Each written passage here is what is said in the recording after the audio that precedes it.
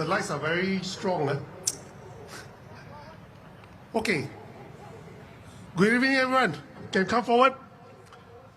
Welcome to GMS Late Night Live Chat. This is not Late Night Live Chat. This is our first political rally for the general election 2025.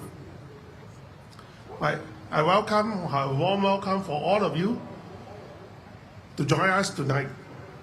This is our first rally, and it's actually a weekday. I appreciate your support. Now, before I start, I'm Goh Meng Seng. I'm a Secretary General of People's Power Party. I'm in this political arena for about 25 years this year, exactly 25 years. It's a long journey. I appreciate all the support from all you. Without your support, I would not be here today. Now, without further ado, I want to first respond to the so-called rebuttal of Mr. Peter Soh, who had made a comment when the reporters actually asked him, what do you think of Goh Meng Seng criticizing Workers' Party for not telling us that they are not going to Marine Parade, right? But come in for the four-corner fight. You know, in opposition parties, everyone, they are afraid of four-corner fights. But personally, I'm okay. Because this is part and parcel of a democratic society. If our democracy wants to progress, there will be a differential in ideologies, in our where we stand, in our policies. And it's actually good for the voters, in that sense that you have a choice. You have many choices. Now you have 4 choices. And you can do comparison from track record as well as a manifesto, right? You do not just read or hear what they say. You must know what they do. That is more important, in line, right? So initially, I have said this during my interview, during my nomination speech. Maybe all of you didn't go. I shall repeat here. When we saw Workers' Party team came in, some people were shocked, but I'm actually smiling. I said, that's good. At least we have more choices. They are the big parties, right? Fair enough. But we are the small party in size, but not in vision, right? And not in our core values. So this is actually healthy for us to come together to allow the voters of Tampines to scrutinize our manifesto. And that is the reason why, for People's Power Party, we decided to put our manifesto out very early. You can buy a copy of manifesto here for $10, right? Limited edition actually, right? Later on.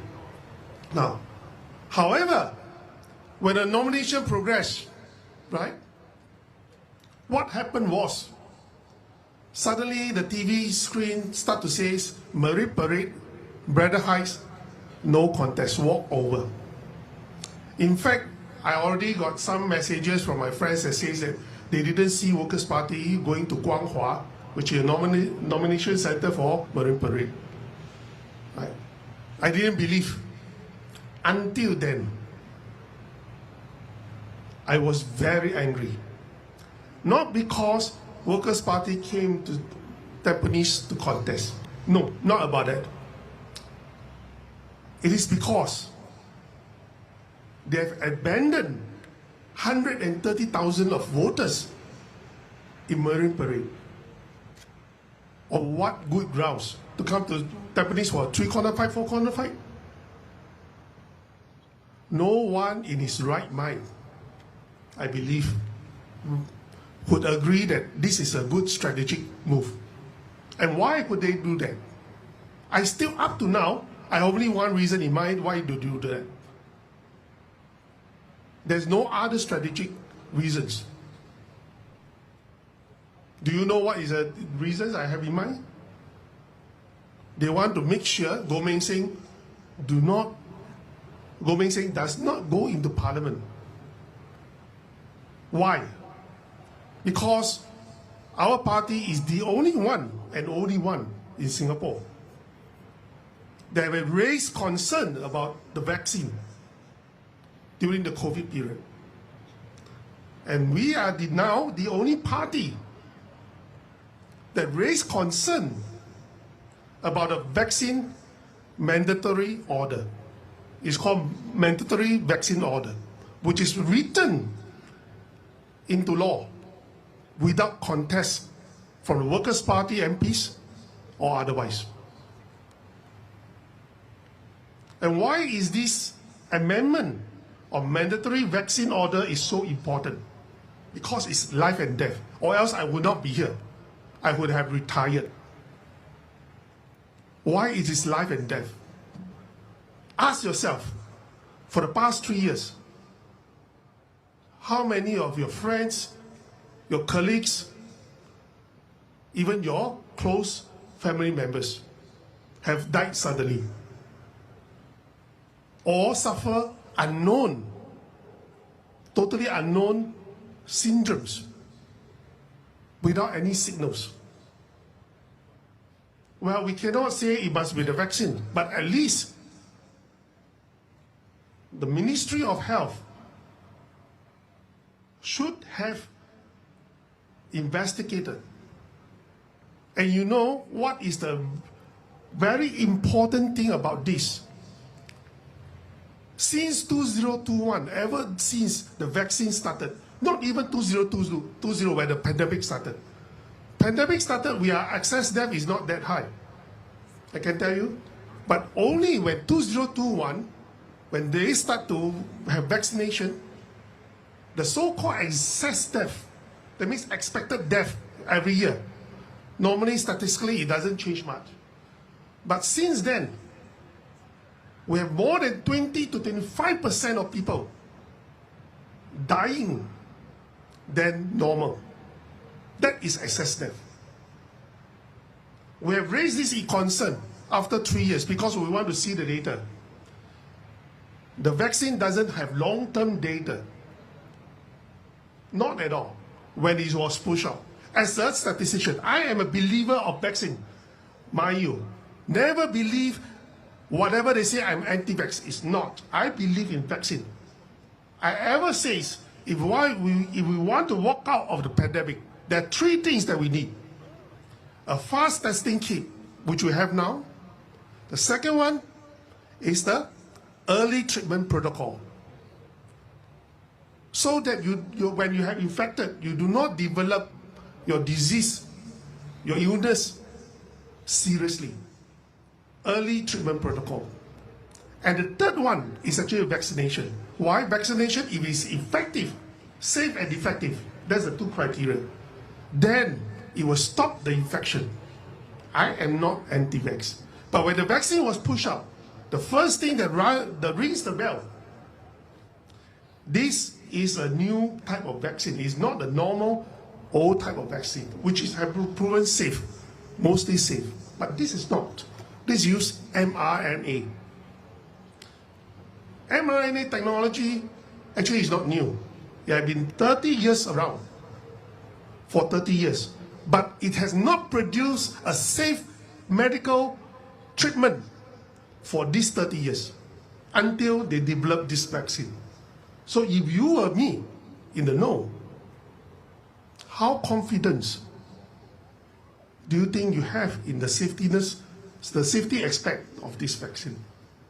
And this vaccine was developed in a very fast, 6 months. Normal vaccine will take you at least 4 years to 10 years to collect data. Clinical trial, 3 sets of clinical trial before you say it's safe, then we push out. but this is only 6 months. So that is a second signals that raise concern for me. As a person who believes in vaccine, I say maybe we shall wait and see. And true enough, when the vaccination started in late January 2021, up to 2 months, even those who are vaccinated were all infected. Those who work in the airport, those who work in hospital. Does it mean it's effective? Not to mention about the safety aspect. It is not effective at all. In the statistical terms, if it is effective, we have 75% of vaccination, we will have herd immunity. But by then, by April 2021, I already know we are not going to achieve herd immunity with the vaccine. With this in mind, we start to see a lot of signals from US, from Europe. There are a lot of side effects coming on. That is a safety concern. I am pro-safe vax, just like Mr. Lee Kuan Yew. Your vaccine must be 100% or truly 100% safe before you allow your people to take it, or else no. But what did the PAP government did back then? It pushed the vaccine. It went to BDS, then no jab, no job. Now, they changed the law to say, this is very, very important, to say that if next pandemic, the same kind of pandemic, they have a vaccine, they will say, you must take it. If you do not take it, you will be turned into a criminal. Listen carefully, it's a criminal crime if you do not comply. And what are the penalties? You'll be fined $10,000, up to $10,000, or put to jail for 6 months, up to 6 months, if you did not comply. Do you want that to happen to yourself, your family, your kids, and your friends? No. Definitely not. Everybody knows your body well, whether you have illness, whether you can take beyond a certain limit of medicine. Let us decide. Informed consent. This is what we are fighting for.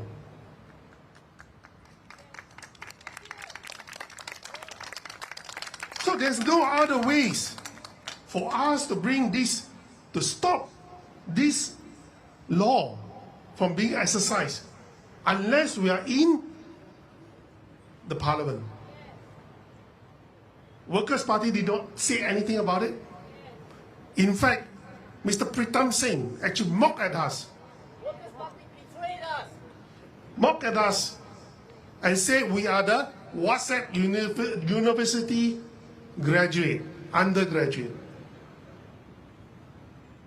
This is what he said. Don't listen, don't learn from the WhatsApp university. Go and take your vaccine. But how many vaccine injured? Gone unnoticed and silent. I can tell you one story. We are just at our Tampines hub the other day.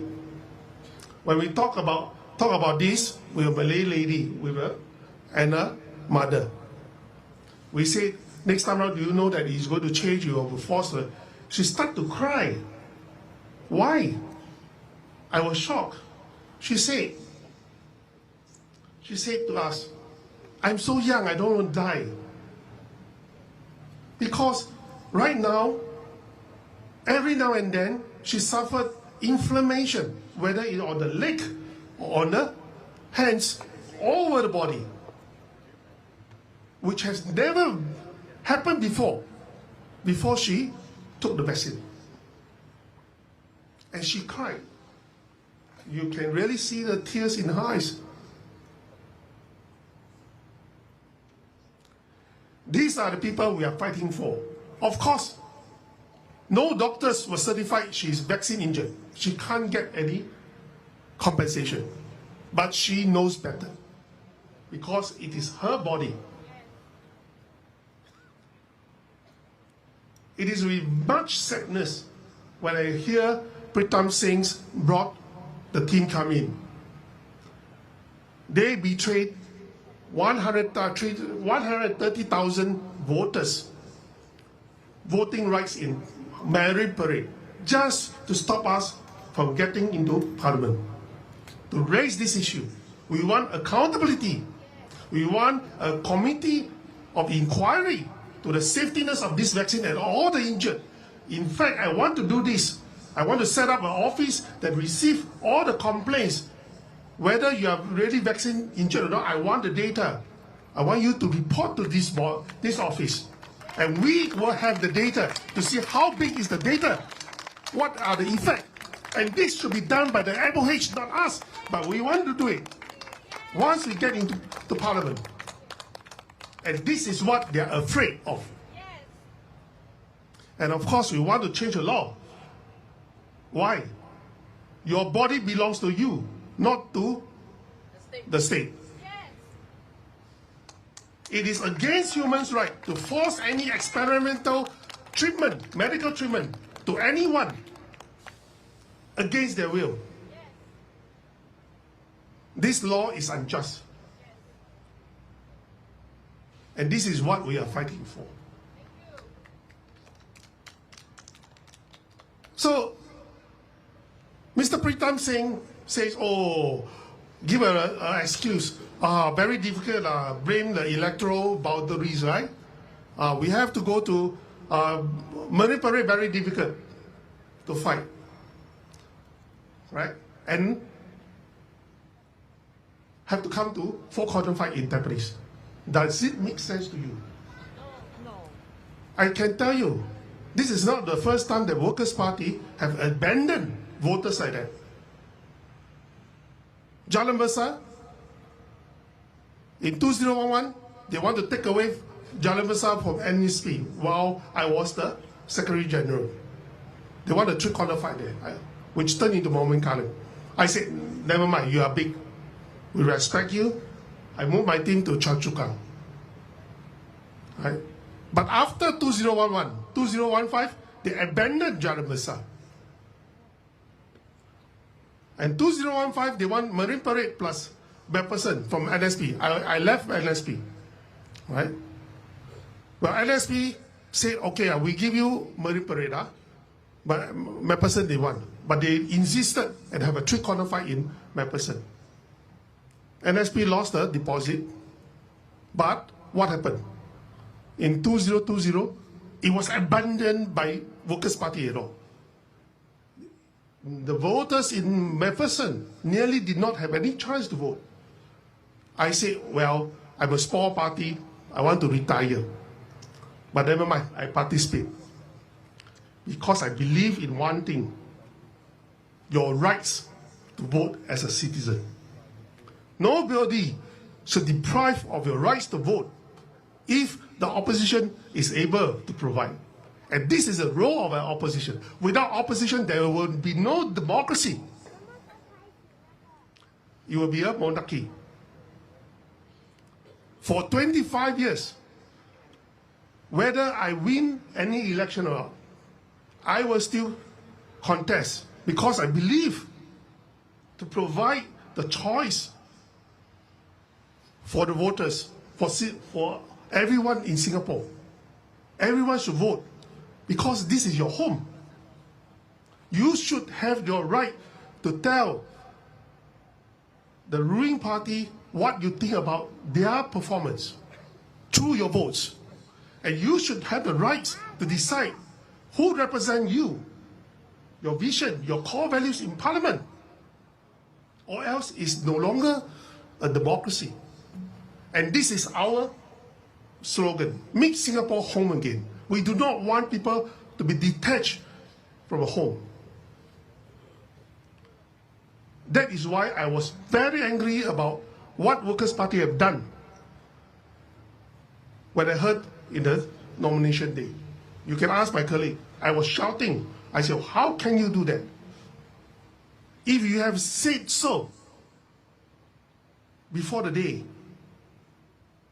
we could have, in amicable terms, okay, allow you. I have already done that for so many times. We will go to Marine Parade.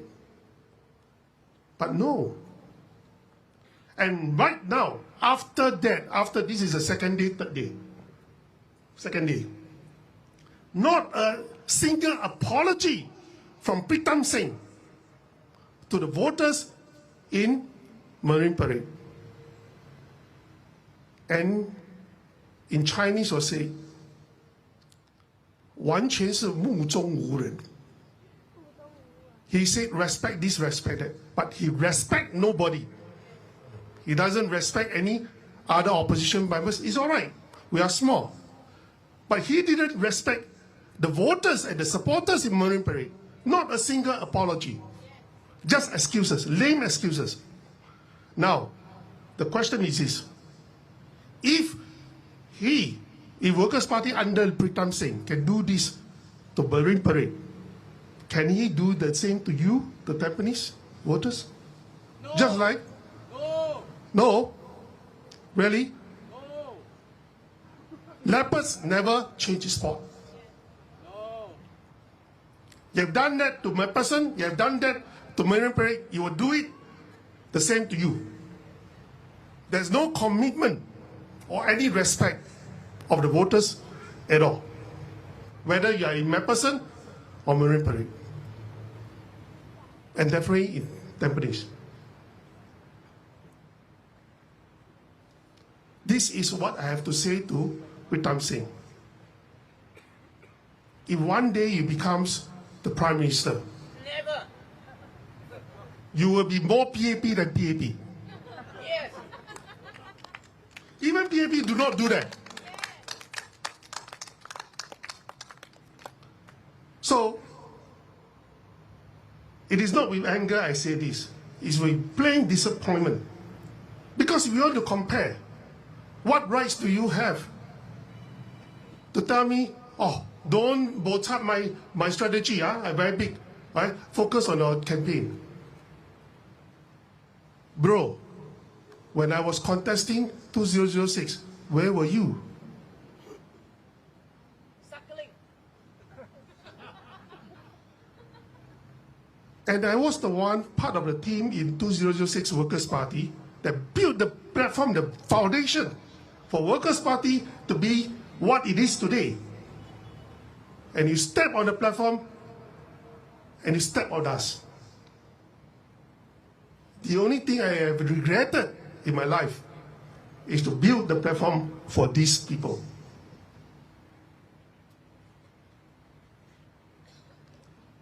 This is my response to Mr. Pritam Singh. Be humble. You do not stand where you are right now without the sacrifices of political activists and the past activists like us and your supporters who wanted to vote for you, waiting to vote for you, your team for 5 years, and you disappoint them. And you brush them away without even an apology. Do you want such leader to lead the country? No. That's all for me right now. I'm going to introduce my next speaker. Next speaker is Mr. Martin Ho. He always wants me to introduce him as a humble former civil servant. He will be contesting in Tampines GRC. Martin is really humble. Not only humble, he's very loyal. And loyal is not enough to describe him. He's very patriotic. Patriotic is not enough. It is all for the people. Even as a civil servant, he always thinks from the perspective of the people that he serves. He doesn't use the book of the rule to throw at you. He will consider everything in his power to make things happen for his client back in NEA. Right? Let us hear from him, Mr. Martin Ho. Thank you for the very good introduction. My name is Martin Ho.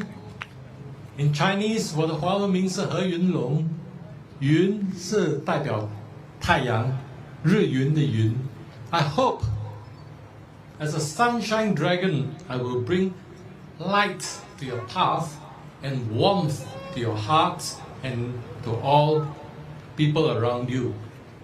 That's my name in Mandarin. Now, I grew up in the 60s and 70s, and I served my national service as a police inspector after I finished my studies, before proceeding to get my engineering degree from the first batch of NTU, which was known as NTI back in those days. So you can imagine how old I am. My contemporaries have served in Ang Mo Kio before as MPs, Libiwa, Inderjit Singh, and they have retired 5 years ago. And here I am, as a retiree, coming back to serve you, not because I need a job, but because I feel that I have the time and the capacity to serve the people who are really in need. I visited Ang Mo Kio for these past few days, walk around.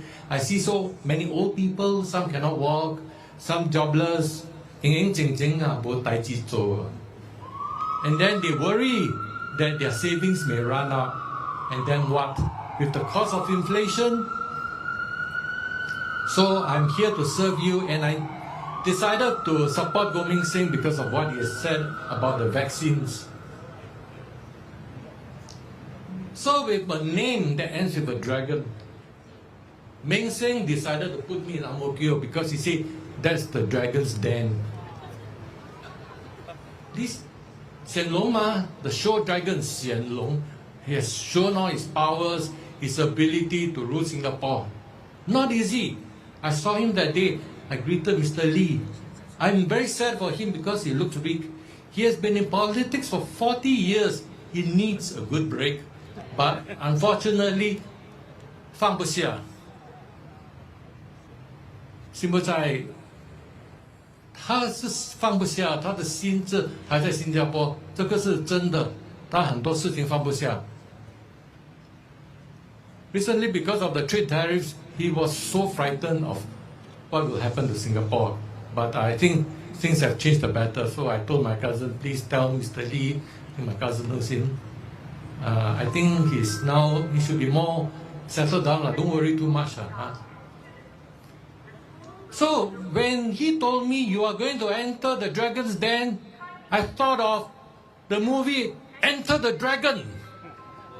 Oh my goodness, in the movie, the little dragon Li Xiaolong had to defeat the very powerful, dominant gang leader Sekin in order to leave the island alive. He was formidable, very powerful. I think all of you who have watched the videos or the movies, if you are as old as me, would have remembered how tough the fighting was. Blood all over. But he survived. And the little dragon went on to play the game of death.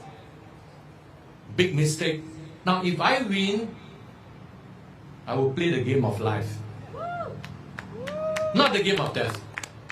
Because it's your life and my life, as what Meng Seng has said. We should have the right to decide what is best for our body. And talking about life, in Chinese they say, 生老病死. That's life. The moment we are born, we are destined to die. But let's make it less painful, more enjoyable, more meaningful, while we go through this earthly existence called life. Do you agree with me? Yes. But in Singapore, I remember back in the 60s and 70s, I used to see stop at 2 posters because even though we were poor, our parents were producing so many children until Mr. Lee got worried whether can provide enough jobs and food for the population of Singapore. The irony is that the richer we got, the less children we have, so the total fertility rate now is below 1. I know Mr. Lee is also scratching his head, so he thought, we need to employ more, we need to bring in more foreigners to make up the numbers. But what is the root cause? One of the root causes of the low fertility rate is because of the high cost of starting a family. Over the years, your HDB prices keep on going up, your salary may have gone up, but your job security has gone down. So you're worried, like my friend there, still not married at 34. He says, no security. No, I don't know, I cannot find my path. I hope I can shine some light to his path.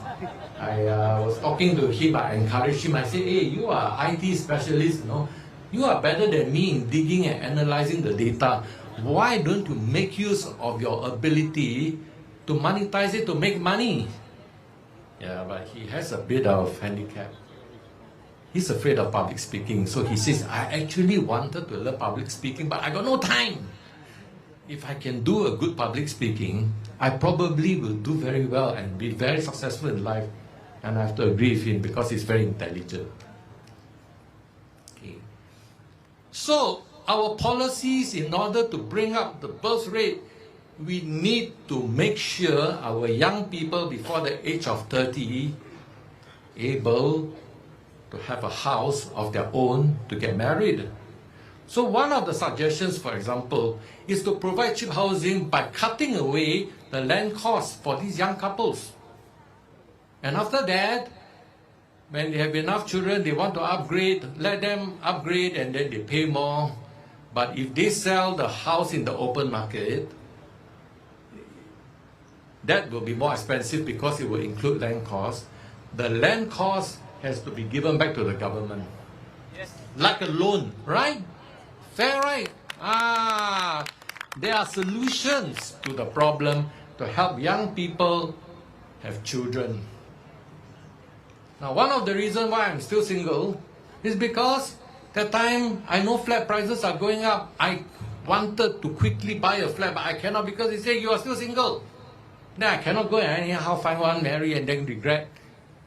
So I sold my parents' flat. I put their name. I bought an executive flat. Executive flat, so what? In-laws, very hard to get along in the same house. So I'm a very filial son. I took care of my mom until she passed away 2 years ago.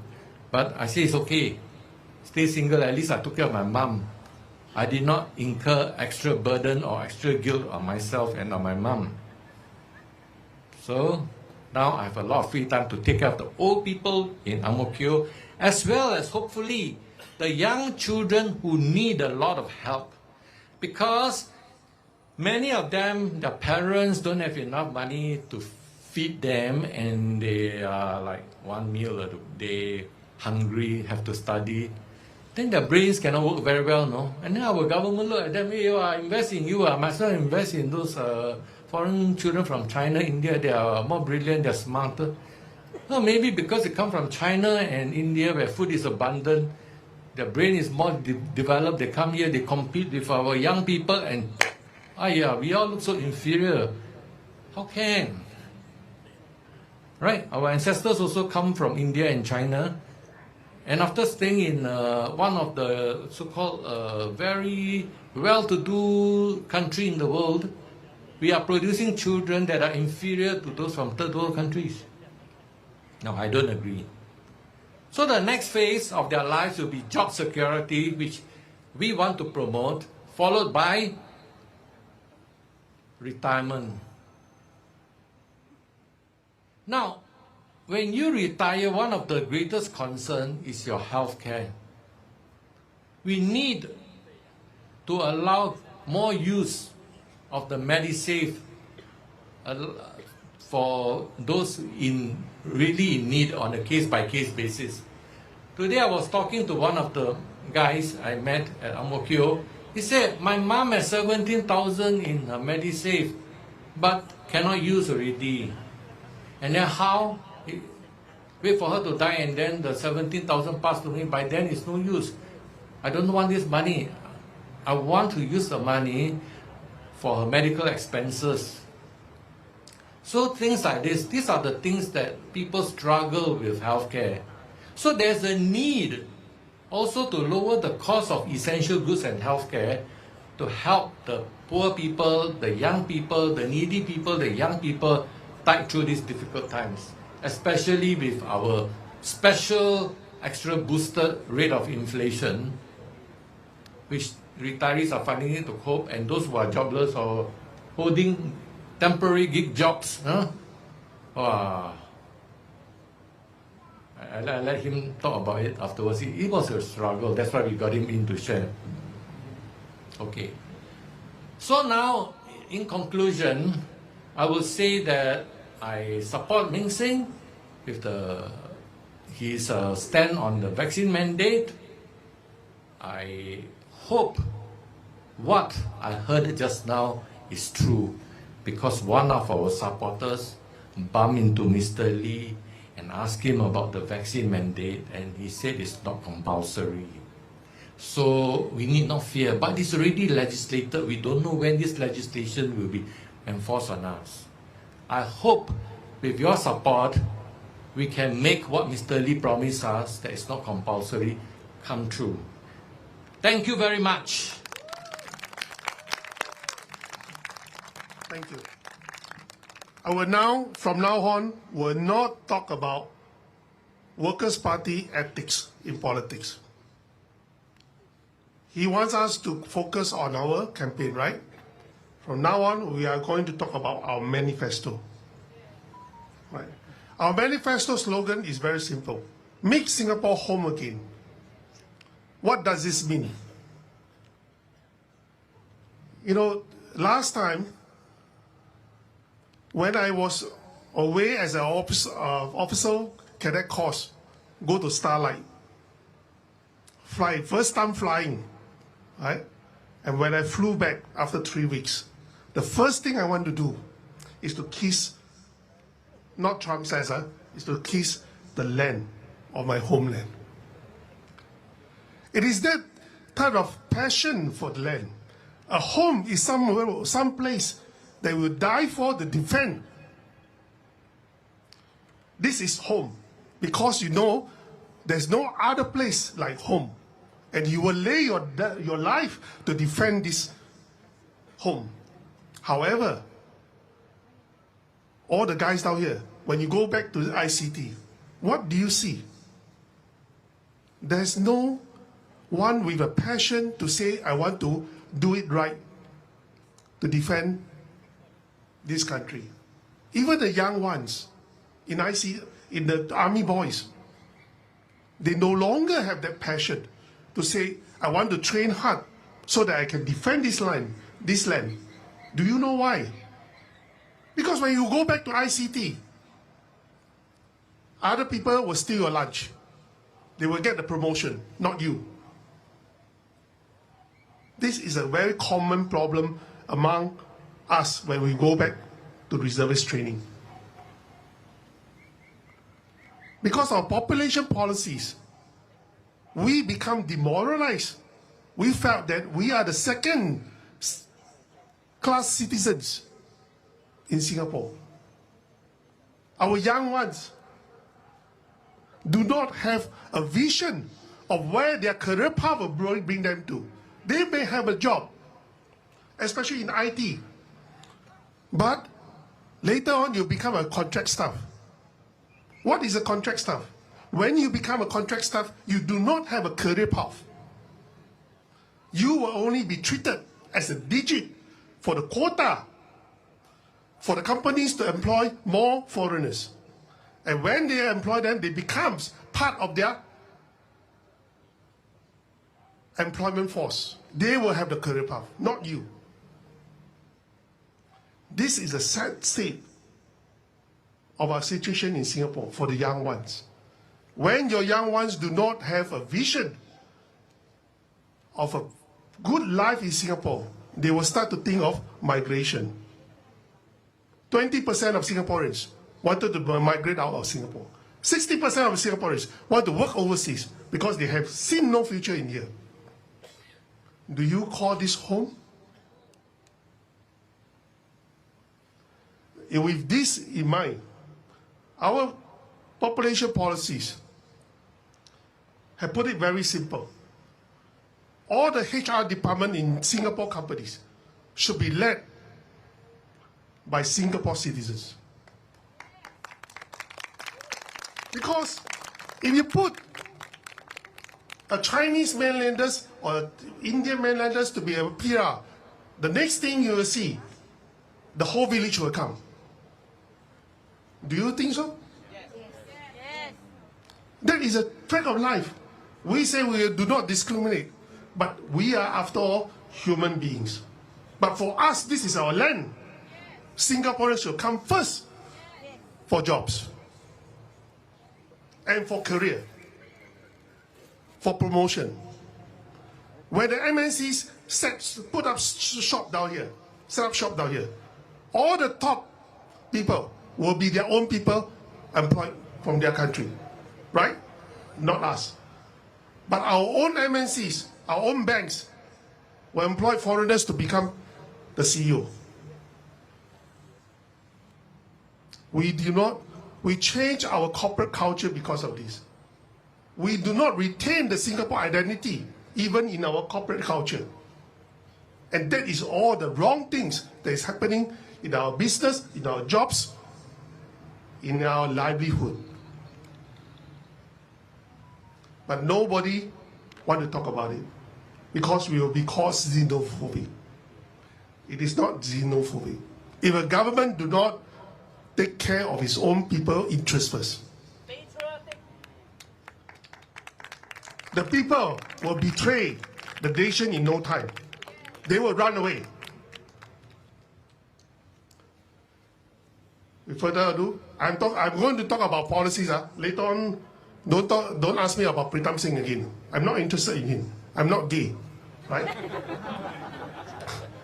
The next one is our youngest candidate so far in this contest. Heng Zhendao from Ang-Mo-Kio GRC. Hi everyone. Thank you, Mr. Goh. Thank you for coming. Thank you for making yourself available here today. It is with my sincerity that I thank you to listen to what we have to say. And today, I'm going to introduce myself. I'm Zheng Dao. So I'm born in 2000. I'm turning 25 this year. Right now, I'm 24. And many of you might have the question of where I came from so suddenly. Understandable. So, a brief introduction about myself. I have a diploma in landscape design and horticulture. That has been my interest in plants. Basically, it's plant science and plants design. So, growing up, I've been interested in plants and greenery. I think most of my generation, we are brought up knowing that there's something wrong with the ozone layer. There was a hole in the ozone layer. That was what I went through. Thus, I'm concerned about the environment. Of course, my upbringing, I have to survive on financial assistance scheme. I relied on food vouchers. So, I had to actually think about my food security. You know, Singapore as a country, we import a lot of our food from overseas. That's also another reason why I decided to study plants and learn more about farming.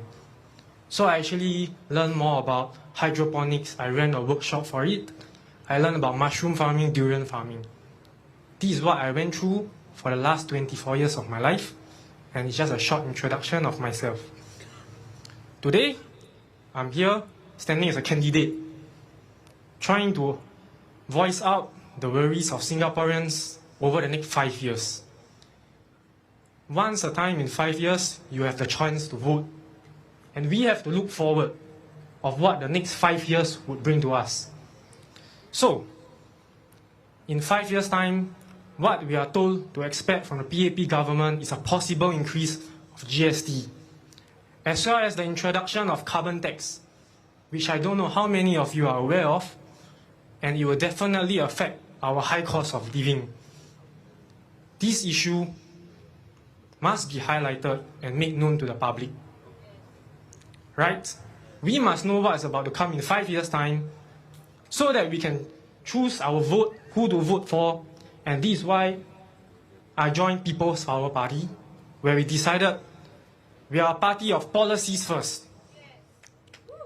You vote based on which party have the right and logical policies and make the most sense to you, not because of party branding and whatever clout they have. This is my opinion, and I hope you can understand what I'm trying to say. So, let me take a look at the statistics. I don't want to quote it wrongly. Okay, introduced in 2019, carbon tax has been in place at a price of $5 per ton. In the next few years, especially this year and next year, we are looking at a price of $25 per ton. And the next 5 years, from $5 per ton, we are increasing it to $45 per ton. This is a 9-time increase of the carbon tax in the next 5 years. If you think the cost of living is high now, think about the cost of living in 5 years' time. Why I'm here today is to highlight to you more issues that will arise in the next 5 years. Cost of living now is already through the roof. Our policy is retirees must retire in peace. We have worked so hard for the nation. In the next 5 years, we are fighting in Parliament to not let the GST be affected in essential items like food and healthcare. These are the daily essential items that retirees will need to buy in the next 5 years so that they can retire peacefully. Be logical in who you vote for in the next 5 years. And the next issue I would like to highlight is the immigration policy, which I'm sure they talk about. Youngsters like me, we studied so hard. Because of my background, I didn't have any access to tuition, paid tuition. I'm thankful that my secondary school teachers, they spend the time to sit down after school hours to tutor me for free. That's what I grew up in. I'm thankful to them. But the next 5 generations, next 5 years, we must think of the immigration policy, how people my age are affected by the increase in foreigners. Increase in foreigners does not mean that I do not value them. I work in the plant industry. I work with workers from Myanmar. I work with workers from India. And I build a camaraderie around them. Everybody's life is not easy. For the next 5 years, you have one chance to vote for. And that's it. And the next 5 years, what nobody has talked about is the introduction of AI. How it will hurt our livelihood.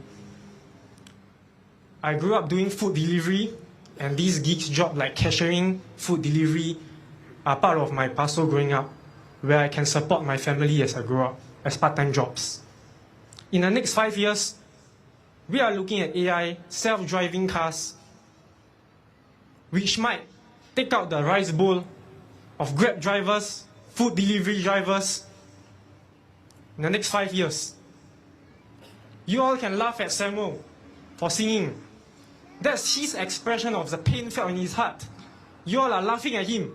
In the next 5 years, imagine what happened if automated cars are brought out in the streets.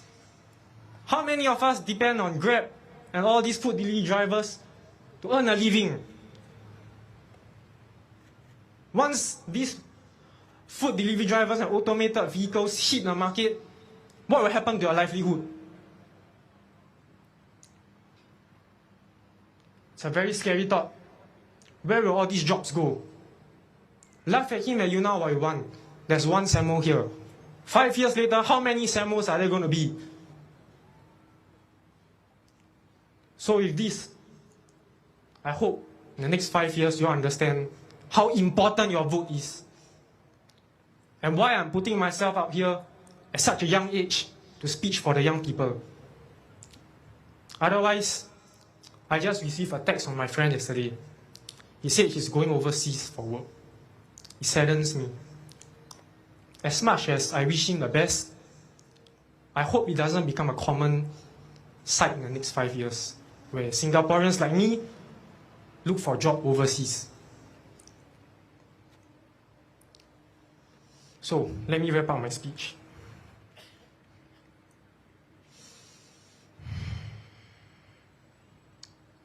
With the increase of foreigners, I've been looking at some other issues.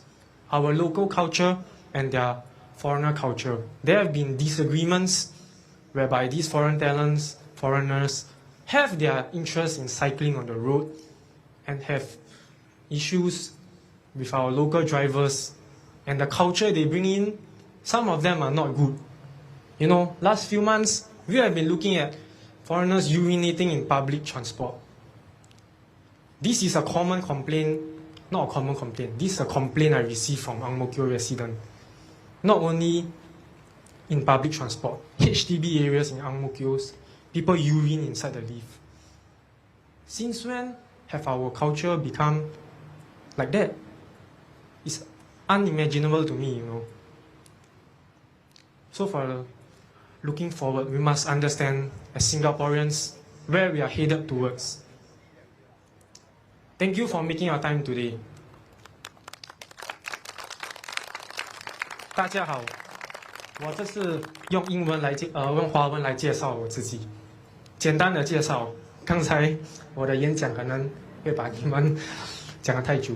我名字叫王正道，我的背景是我从理工学院出来的，我毕业的文凭是园艺学和植物设计。我从小对植物有个爱好。因为我长大的时候，他们说这个二氧化碳对我们的 ozone layer 有很大的影响，有个洞。那时候他们说地球要灭亡了，我不知道你们记不记得，那是我长大的情景。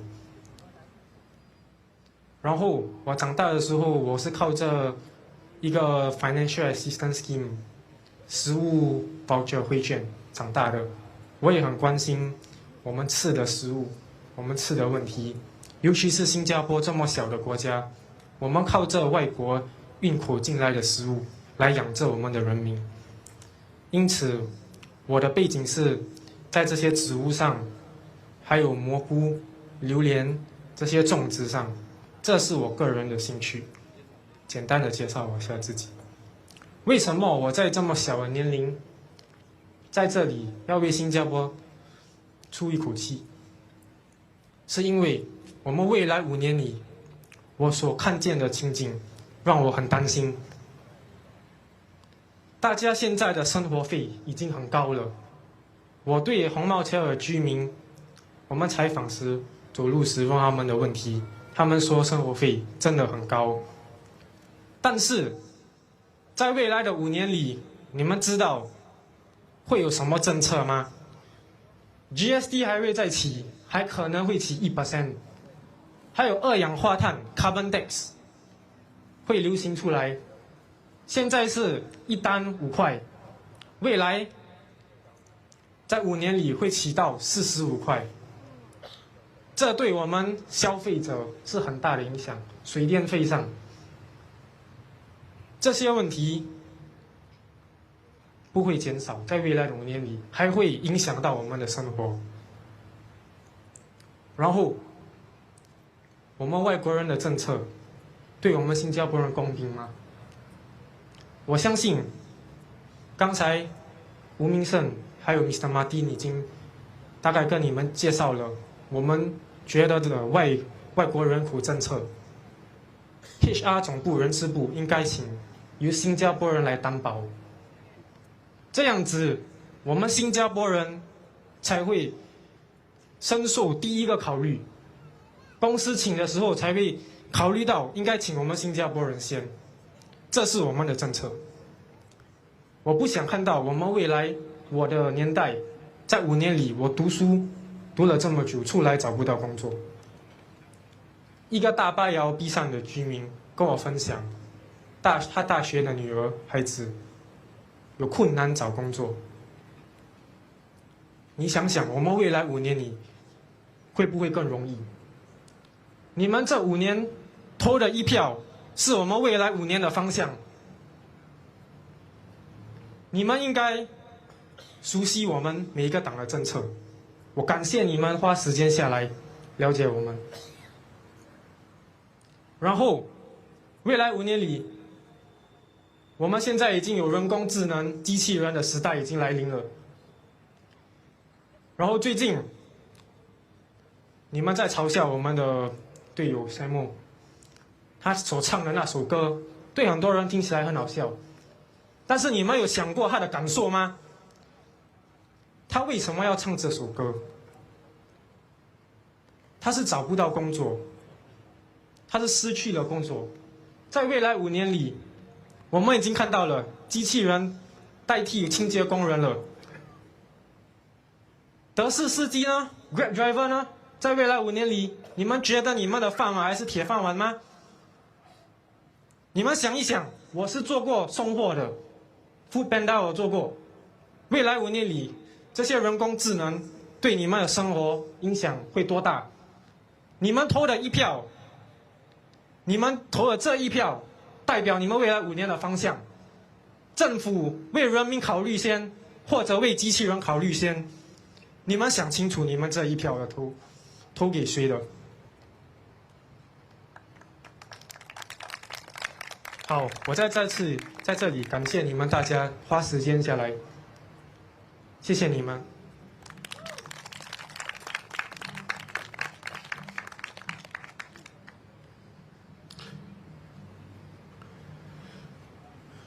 正道 I have to spend a lot of time to convince him to come forward. And I've seen some of the comments from the internet. Oh, so young, what can he do? What can he represent? But I can tell you, if imagine when you are 24 years old or 25 years old, how many years of working experience do you have? He has already at least 15 years of working experience. The livelihood. 10. 哇，抱大树。Right. These are the young people who have gone through the hardship, and they want to have a good life, just like everyone else. They do not want to be left out. That's why I decided to fill a team 老中少 because in a home, the concept of home, you must take care of the old, elderly, retirees, the middle-aged working class, and the young ones for their exploration. We do not want the same kind of people, the elites that people you have seen. They're also singing singing karaoke and all that. Always say, always come from background, but they are now earning, well, not $1 million maybe, but $500,000 maybe per year. But these are the ordinary people that I've selected. Because my party is called People's Power Party. It's not called Elite's Power Party. Right. The next speaker, Thomas. Thomas. He's a very interesting guy. He can speak Mandarin.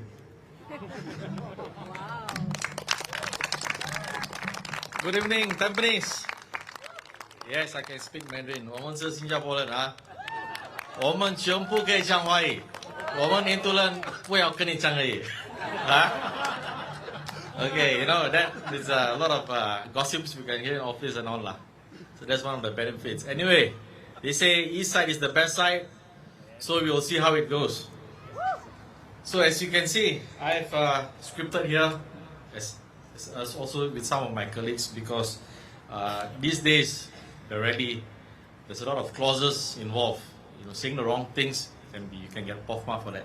So in that bit, they scripted elections when rallies.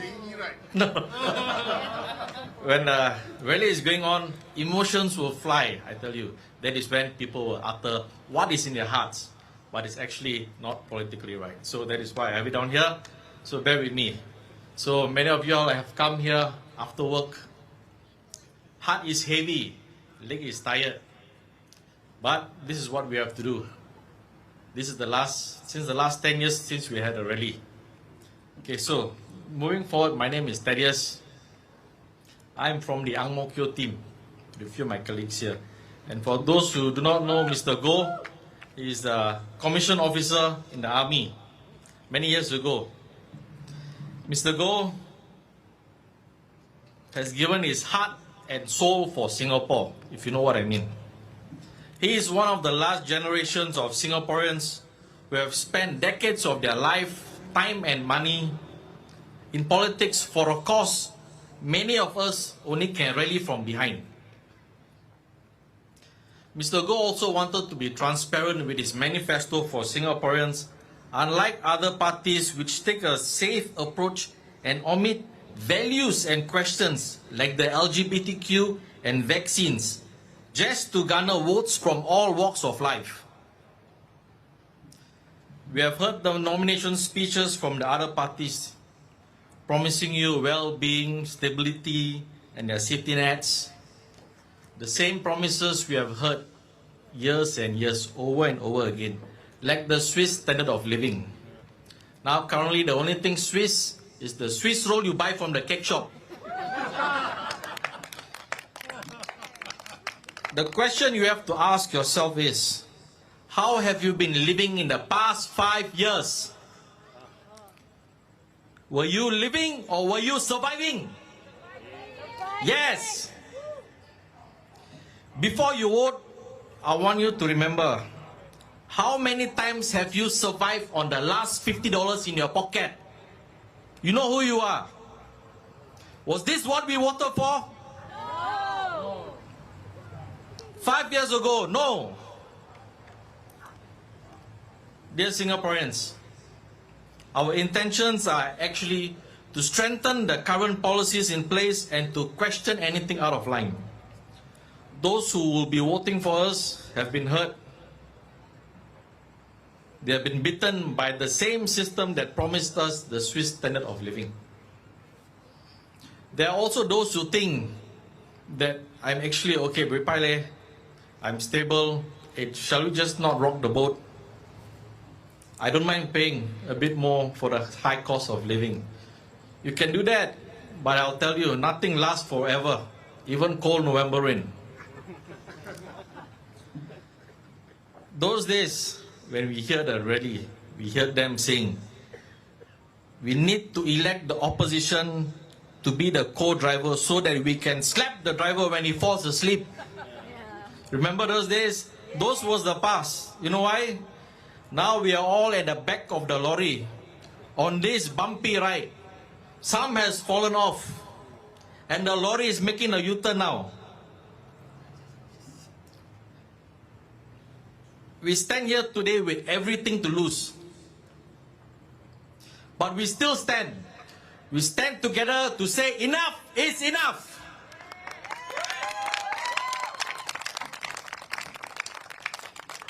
Because, gentlemen, there's no fight better than fighting for a common Singaporean.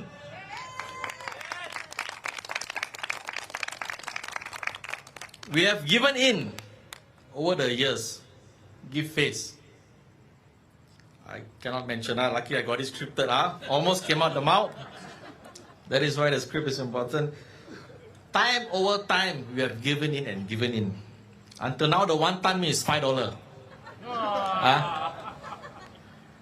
I cannot promise you, but I tell you, you make an educated guess, when the one-time becomes $7 next year, you know what will happen. Those who are able to migrate will migrate.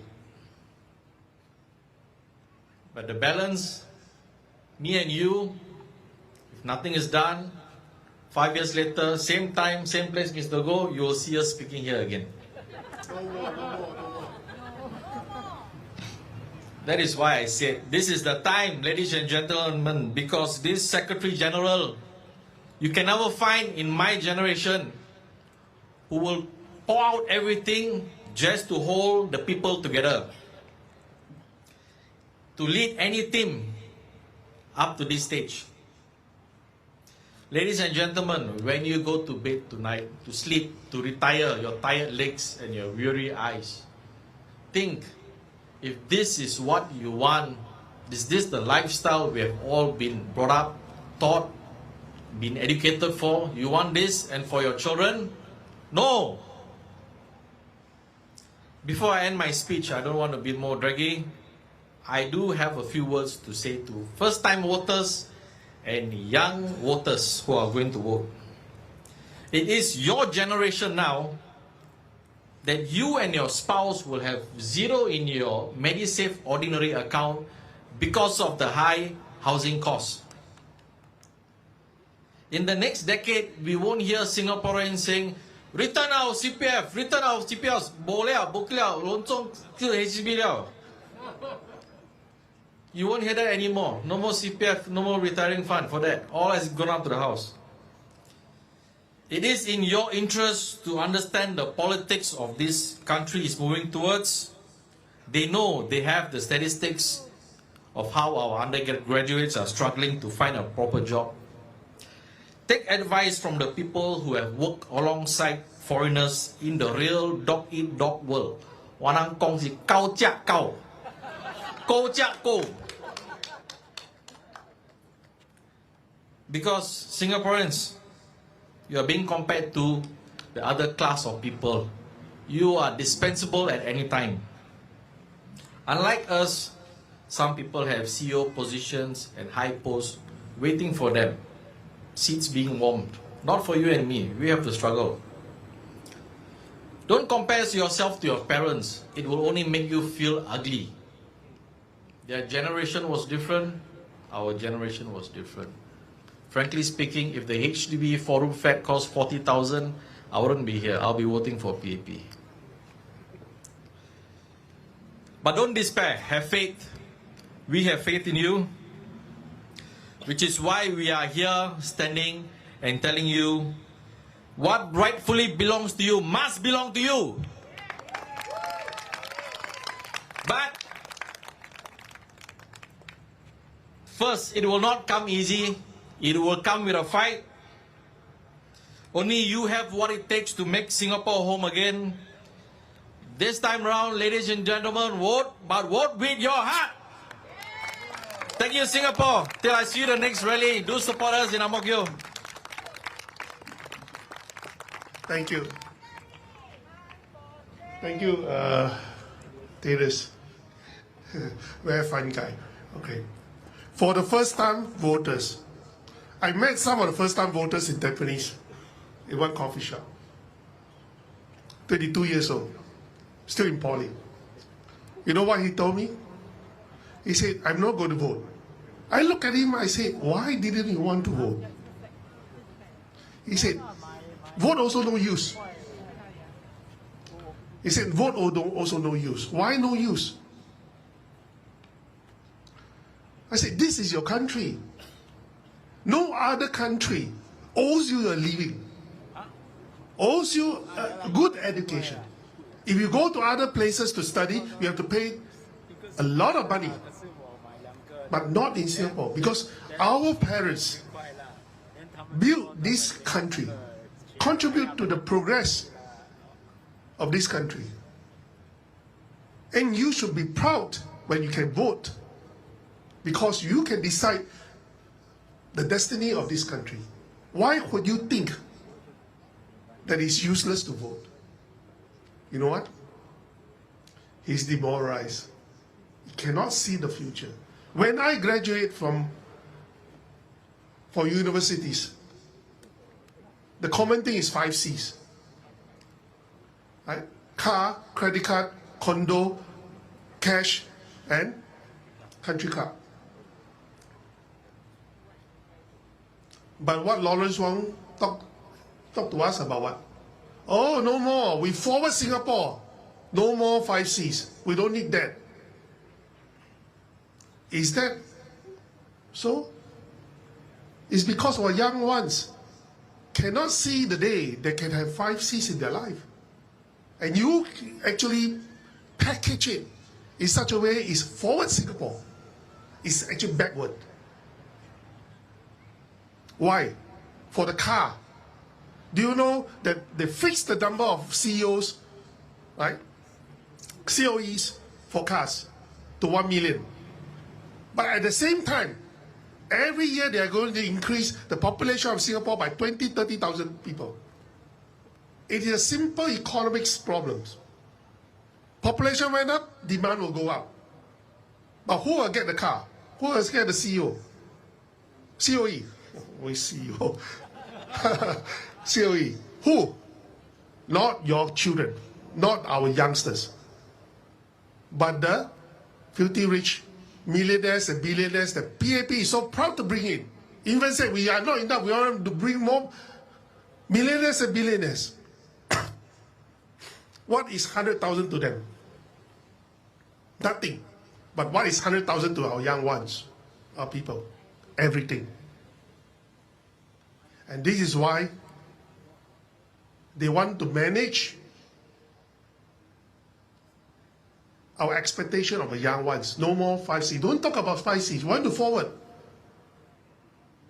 Absolutely bullshit. We have lost our dream for young ones. That is why the young ones are not going to vote. They don't see the point. They don't see this place as their home again.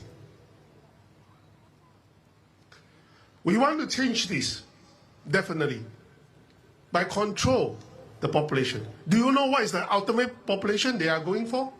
Do you know, anyone? 10 million. But hey, can be by a Pofma one, you know. 10 million by when? It's 2065. How do I know? Right? I didn't go into Lawrence Wong's office and take a peek. No.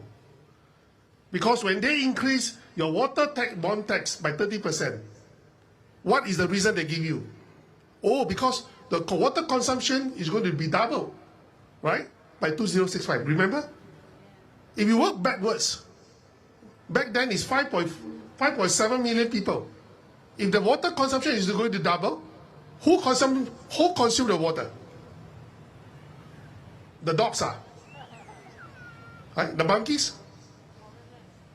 Yeah, population, foreigners. That's why the consumption will go. The population will grow by 80%. And that's why it's 10 million people in 2065. They don't dare to tell you what they plan for. They only want to tax you and tell you other things. Do you want 10 million people in this little island? Not only for yourself, for your future generation?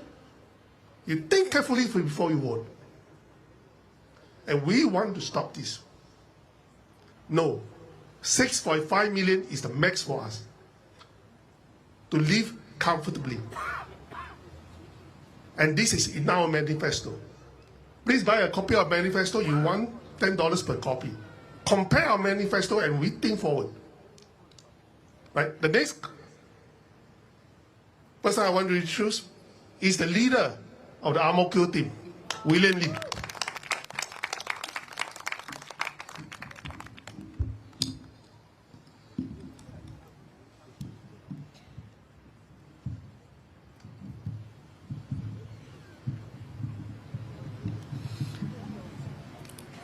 亲爱的当比尼集检区的居民，晚上好。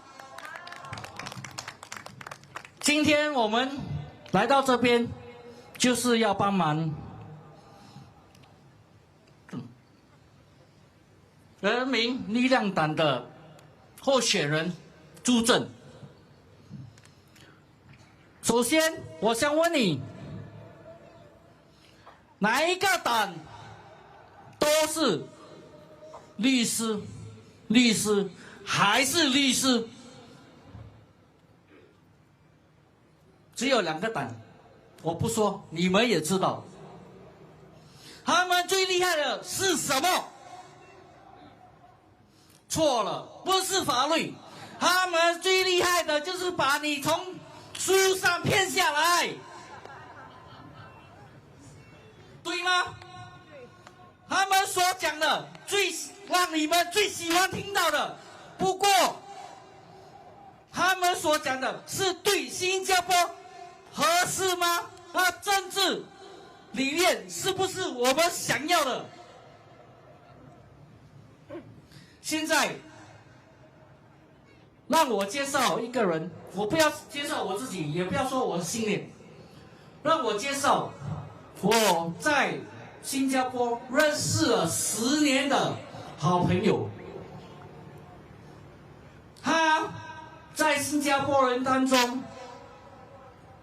好像是一个小丑，不过他是一个小丑吗？他没得到每个新加坡人的感谢，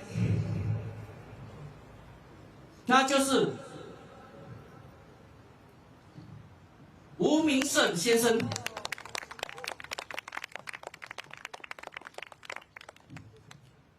他在2011年在这里，他并不陌生，就是在这里但槟尼集选区讲了祖屋增长计划，有谁听过吗？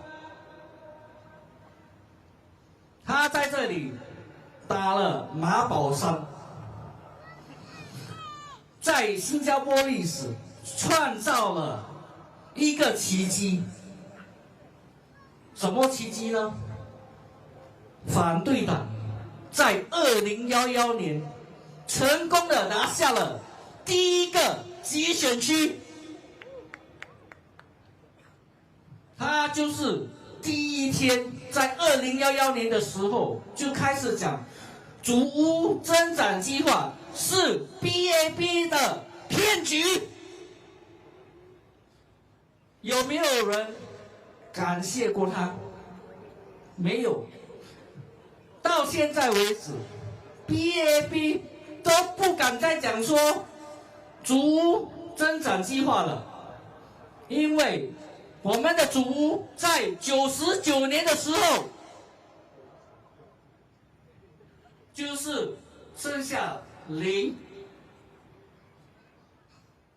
这是你们想要的吗？有些人是说我们的祖屋可以延寿，不过我们的祖屋可以延寿的这么长吗？然后我们还有这么多人民要照顾，又要翻新我们的祖屋，绝对不可能超过99年的。那我们就不要讲这些了。第二个，他也是第一位在讲印度的 Treaty Chica Treaty。他在2014年，他跟我一起同台。什么台呢？就是要求李显龙前总理下台。他在那一年，他跟每个人讲 Chica Treaty 印度的贸易协定，导致到129个工作业可以把印度人引进来。这就是那时候2015年开始，人才慢慢知道这个西嘎最近。然后呢，其他党就把他的这个西嘎最低呢发扬光大。不过有谁谢谢他呢？有谁跟他讲说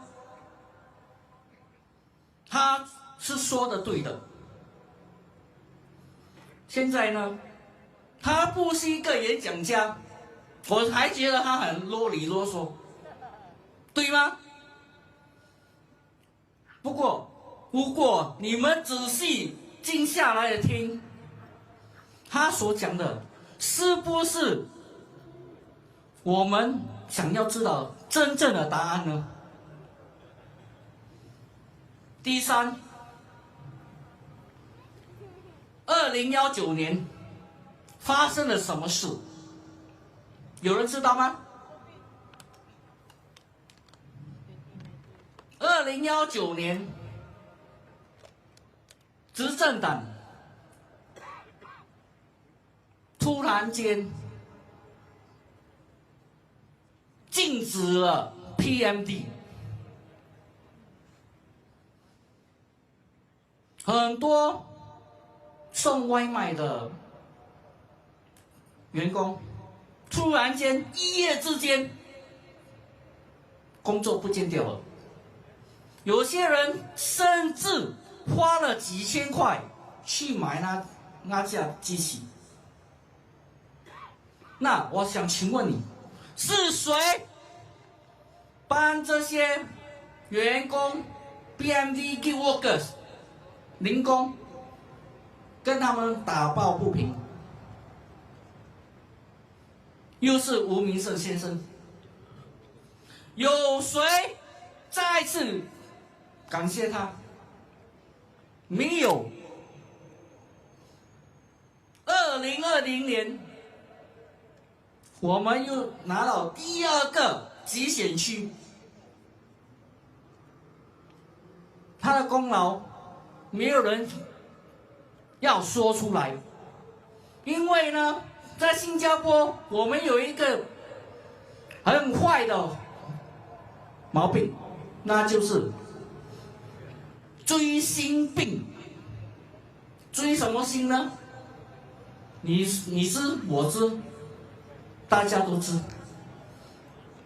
他们讲什么太阳从西边上来，他们也是觉得对的。我希望你们可以聆听吴明胜先生所讲的话，谢谢。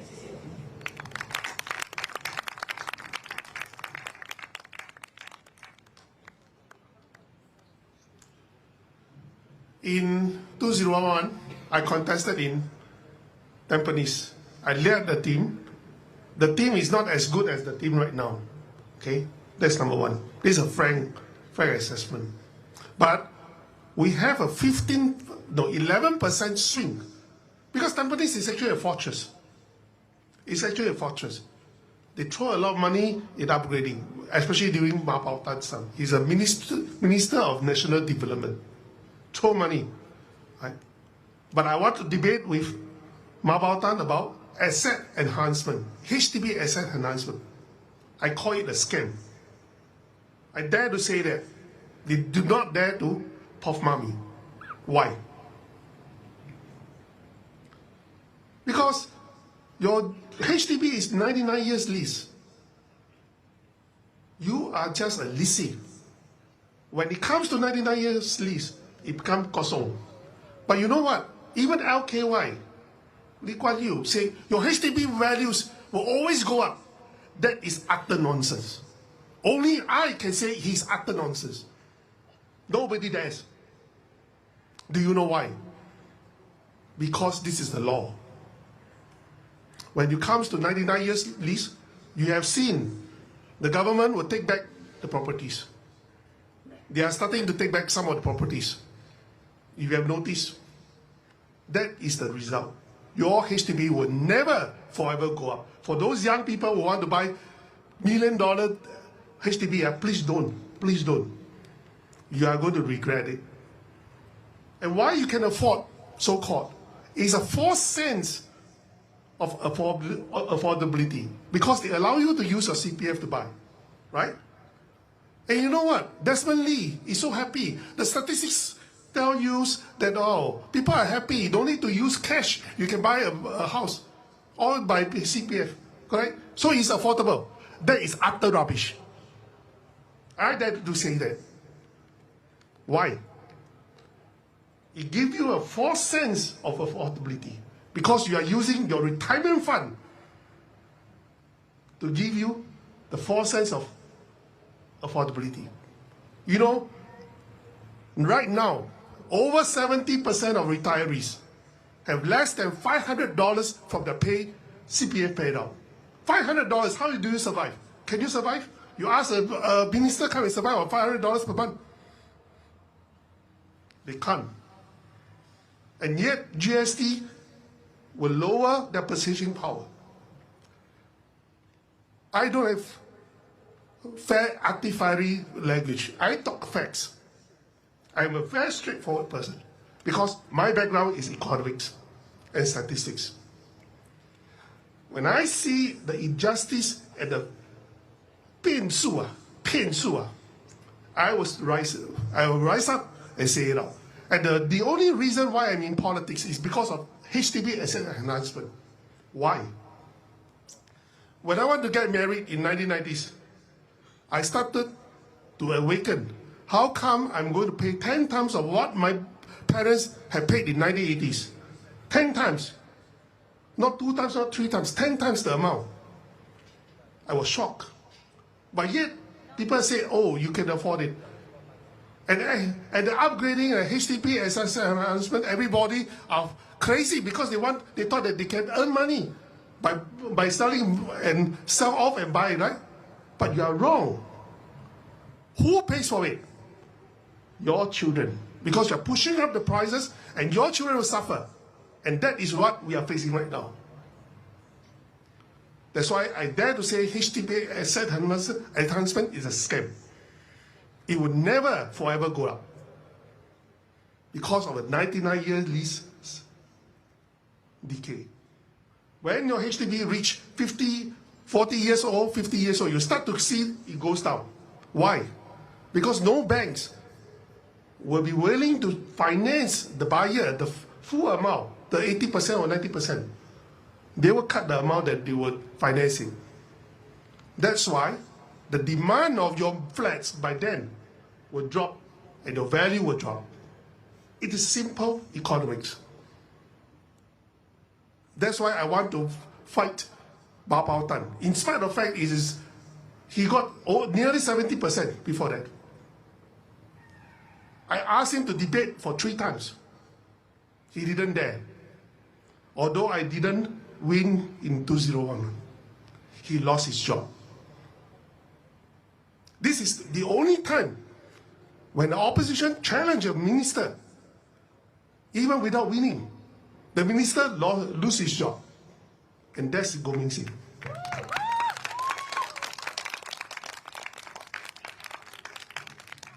So, just now my friend was saying about this. Because of HDB, you know what? Low Tia Kiang didn't believe in this when I talked to them. Because I come into politics, I want to talk about this. Mr. Low Tia Kiang, with due respect to him, he said, Singaporeans are very happy about it. I was very disappointed when I was in the Workers' Party. And that's why I left. Why? Because I hold the torch of truth, not politics. When you know the truth, as an educated person, you will defend the truth and tell the truth to the people. You do not cheat them, you do not blind them with greed and with fear. And this is my character. That's why when I went to NSP, I said I want to have this as a key issue. They say, okay, I want to be Tampines because it's ministerial specific. I want to debate Arbaah Haroun about the HDB asset enhancement. They say, okay. And that is what happened in 2011. Now I come back because I have nowhere to go. Because I believe in Tampines voters. You have done it once for me. And I hope you can do it the second time for me. Because I believe Tampines voters are rational. When they know I speak sense, they will support. And that's why I'm here. Do not be blinded by big brands. Politics is not about politicking, it's about policies.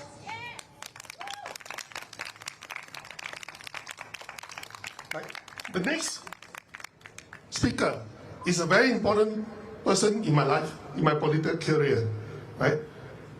He's actually about 10 years younger than me, more than 10 years, right? He's my chairman of the People's Power Party, and he's going to contest in Tampines, and he lives in Tampines, right, Derrick?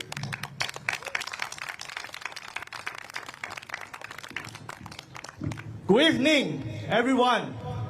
Well, I'm actually very nervous because this is my first rally. Okay, so let's get together and shout good evening again. Good evening, everyone. That's very good. Okay, this boss, he always like to loud aside one. Every time talk about NS, talk about home, he will always get very emotional. And that is how much he loves this country. How I get to know this PPP is during one night, I can't sleep, so I went through my Facebook and stumbled upon PPP live chat, GMS live chat. So if you observe his live chat, you'll realize that he actually is very naggy. He's like a lecturer. He lectures a lot of data. But if you quiet down your minds and go through, you realize that he has a very strong political acumen.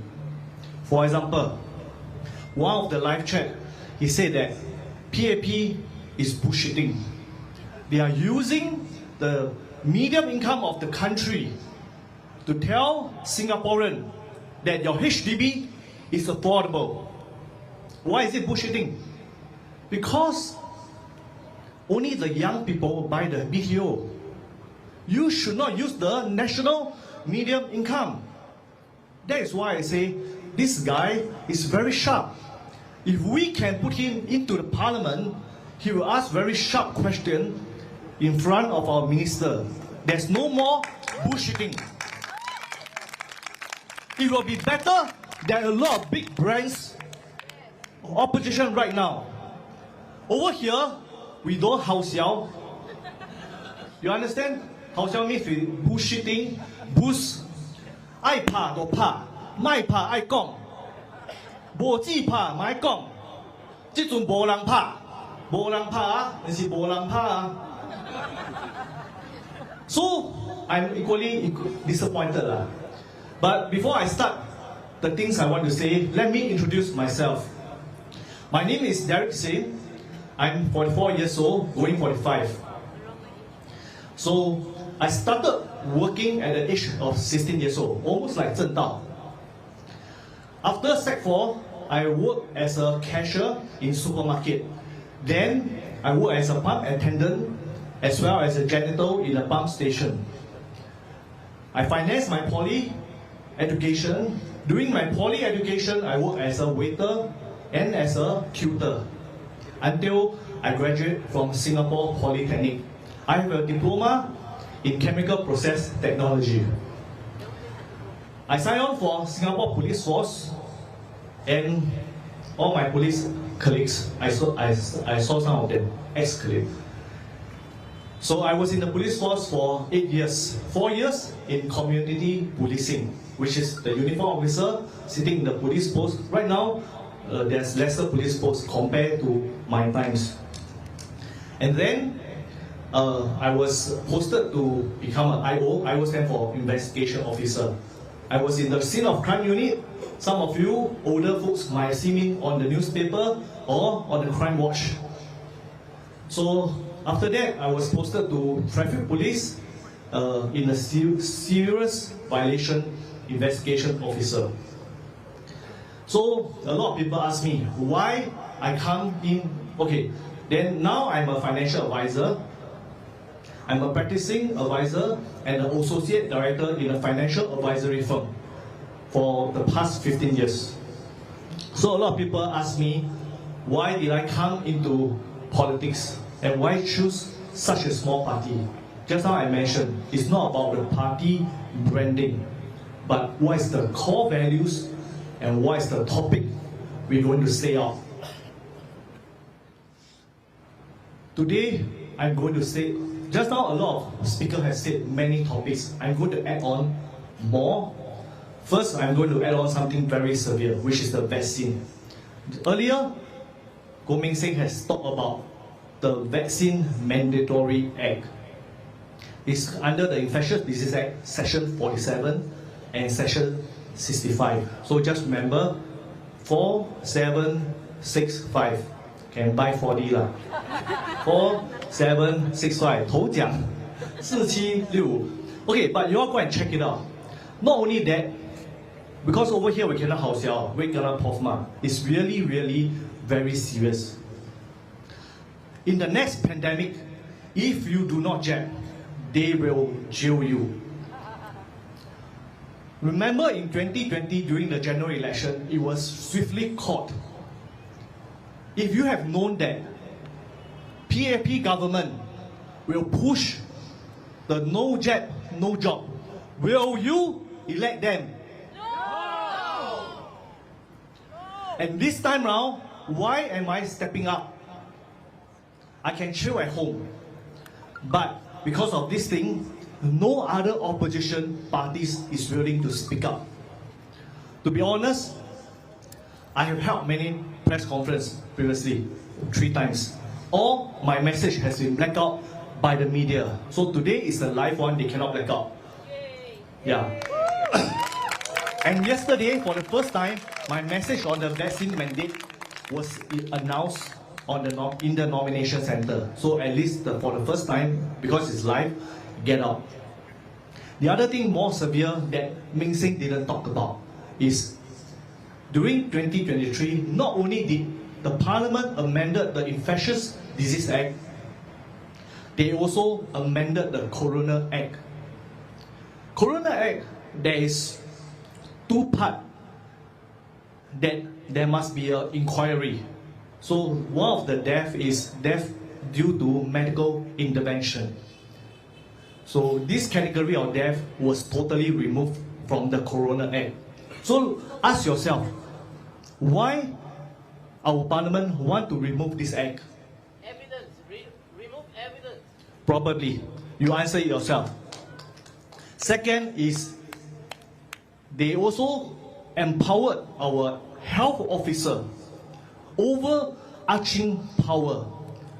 During a pandemic, they can enter your house without warrant to implement health measure. So you couple these 3 amendments, what is it for you in the next pandemic? A lot of people tell me that COVID is over. Why you still want to talk about this? I say I'm not talking about the last COVID. It's about the future, the next pandemic. Imagine now in your mind, there's a pandemic, you hide at home, you don't want to go for jab, because you know. But people, the government right now is legal to break into your house, drag you out, ask you want to jab or not. And if you refuse to jab, it is legal for them to jail you. How does it sound like? Medical tyranny. Yes. This is more terrible than the Trump tariff. Correct? But what we hear, PAP is only on the Trump tariff. They dare not talk about this. I have bring up this topic many times to different branded opposition parties, but they refuse to bring up this matter. Seriously, I can step down, we can step down from this election if any of the opposition party bring up this topic and say, yes, I will bring your topic into the parliament and repeal this act. But unfortunately, none of the opposition party is willing to bring this up. And we are the only one that's talking about that.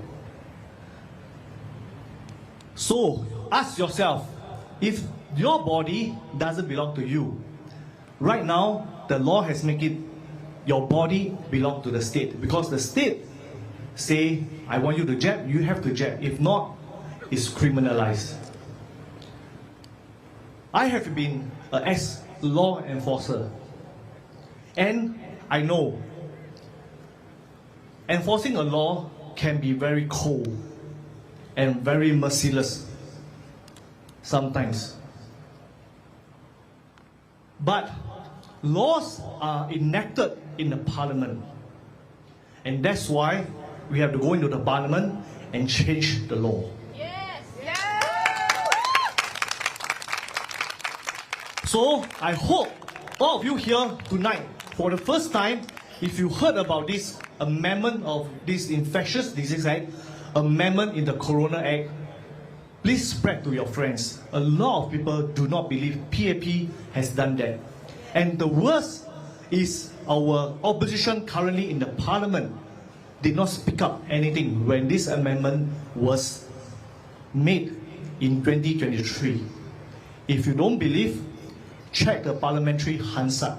So what is Hansard? Hansard is a record, verbal record, they record down into black and white.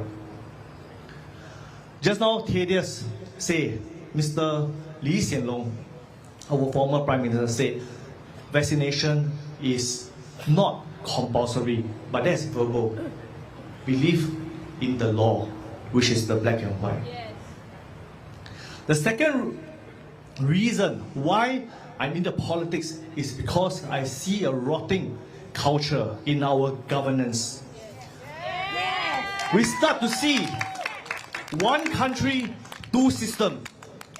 一国两制. So, take for example, in 2016, we have seen publicly in our eyes, in the parliament, the constitution, before the constitution was amended, our minister, Chan Chun Sing, called our Speaker of House, Madam Halima. What did he call? Madam President. Madam President, he called it twice. You don't believe? You go to the YouTube, you search Madam President, Chan Chun Sing. YouTube will show. It's all there. Let me ask you, did PAP make a mockery of our parliament?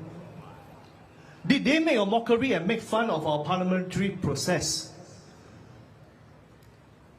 Second, following 2016-2017,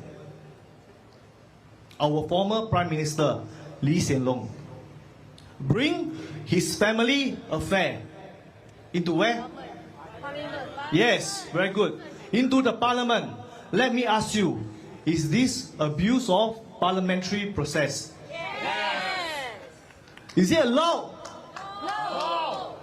Why didn't any PAP MPs stood up and say, hey boss, wrong lah. Cannot like that, no. 这个是国会，不是家庭法庭。You have family issue, bring to the family court. You are abusing the parliamentary process. For those PAP supporters here, I urge you to look again. PAP has abused your trust and abused the parliamentary system for their own. 一手遮天，一党独大，对我们是没有好处的。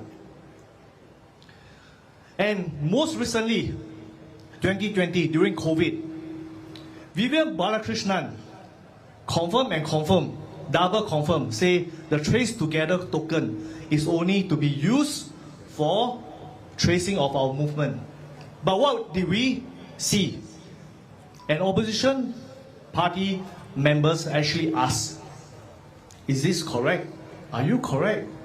And he has to apologize that the Trace Together data can be used for criminal investigation. But the deeper question we should ask is our Minister of Home Affairs, Shanmugam, in the parliament when he double confirmed? He is. Why didn't he correct Vere Balakrishnan? This is, to me as a citizen, I feel that this is lying to the members of public. And in most recent years, anyone remember the Keppel corruption case? Yes. As an ex-police officer and an SIO, I cannot believe it's a stern warning. 55 million of amount. The case has been tried in US. They have plead guilty, PG. And back home in Singapore, there's no investigation. Who approved the 55 million USD? It's not $55 or $5.50. All this payment has been paid over several years across different people. It cannot be a stern warning. Something is wrong with our system. When you see something is wrong, when you sense something is wrong, you have to stand up. I'm in politics not about winning or losing. Last night, after I appear on TV, a lot of my friends say, 包输啊你 deposit 一定输到脱裤，工人党进来，品牌这么大，讲打。But I say, I'm not here for the winning or losing. I do not have political aspiration. I'm here to bring the truth. I serve with only one heart and to bring this vaccine issue to all of you so that you all know what you are voting for. Don't let WP and the brand affect your decision. Ask yourself why WP did not object to this amendment of Infectious Disease Act. Ask yourself, do you agree to being pulled out from your house, to force jet, or thrown behind bar? I know Zheng Dao during the COVID period. He was an NS police officer also. He refused to take the jet.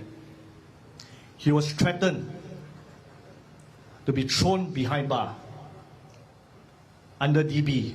DB stands for Detention Barrack. It is very real in our life. During that period of time, he was quite panicked and frightened. But eventually, I told him the law doesn't have this thing. But eventually, they did not throw him into DB. But they post him to other work, administrative work to do. But this time round, they have changed the law. And it's totally legal to do that. I won't say so much. I will pass my time to my next speaker. I hope all of you listen to our policy manifesto and vote for us, PPP. Majulah Singapore.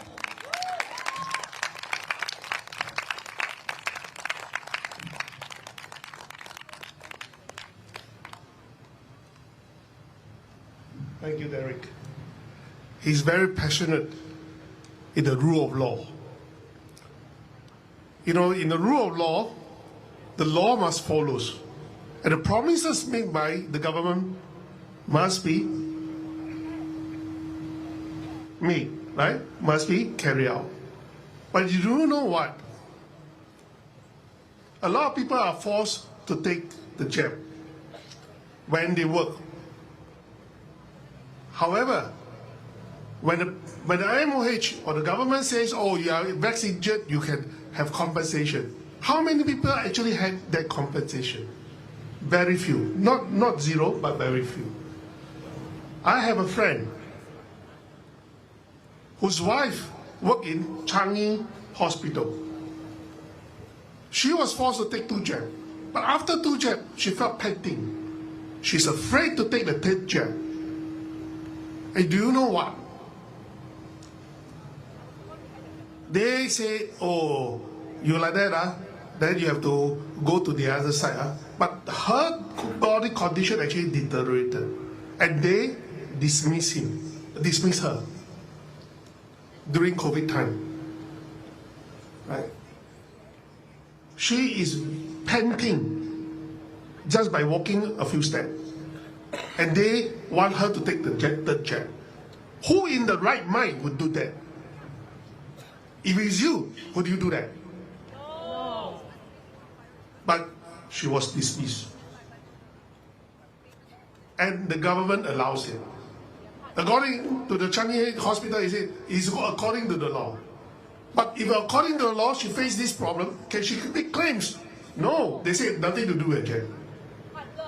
That's absurd. When it suits them, they will follow the law. When you want to pay, make them pay you compensation, they will not follow the law.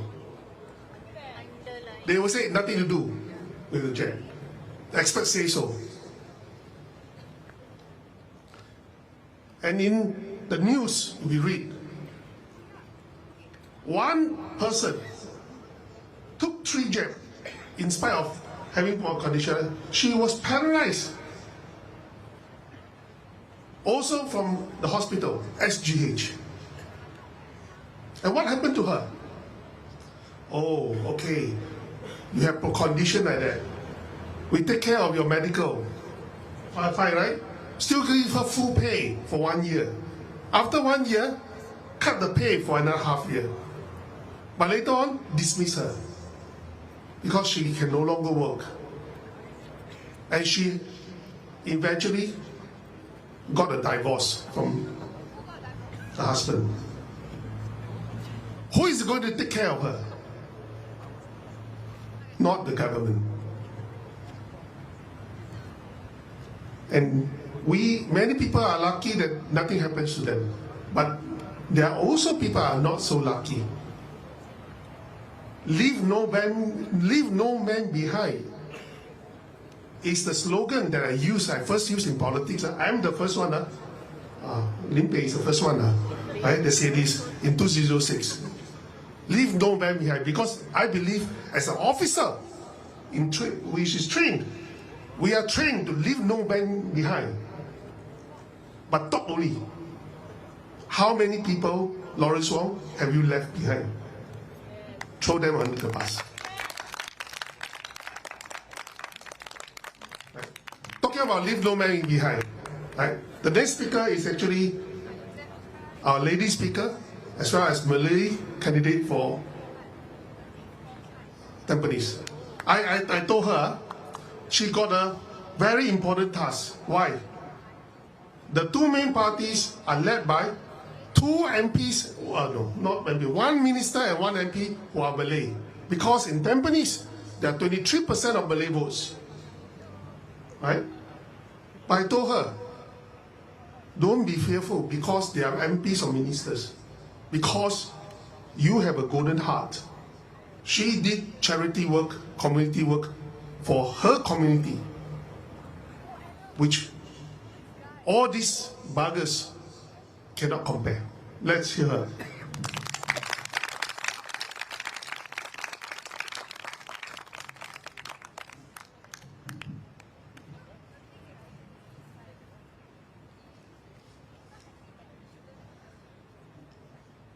Good evening, everyone. My name is Arbaah Haroun. I live in Tampines. I have 5 children. All are boys. The first one is in NUSC. The first one is in NTU. The second one is in NUSC. The other 2 are in Polytechnic. The last one is in lower secondary. Okay.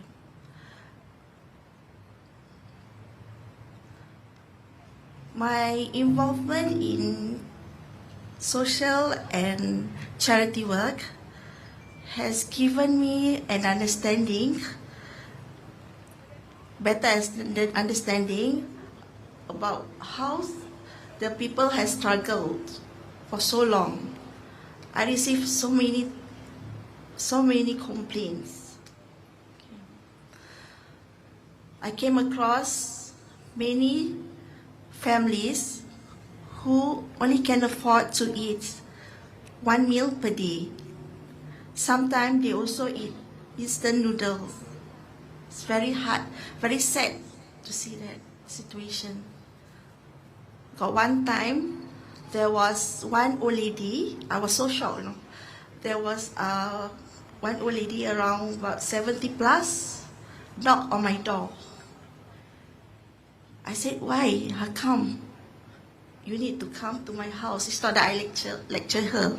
Only that I was so shocked. I have never came across someone like that knock on my door. So she said, it's not that I don't want to ask from bigger organization, but then they lecture me a lot and expect me to work. I have heart problem, some part of lung disease, so I cannot work so hard. So I say, okay, you came to the right door. Coincidentally, I am running a small charity work, so I took note of her contact number. So up to now, we still keep in touch. Every time she has problem, she will complain to me. And also, the recent case, another case, there's one needy complained that the husband, I think the MP might be shocked if I expose this. I hope you don't go and, check or call up your needy wife complain to me about this. Because the needy complained to me that the husband was caught due to driving problem, maybe license or what. I didn't ask for the details because that time I was in a hurry, but then I still listened. Then she said that my husband cannot be released. Why? What happened?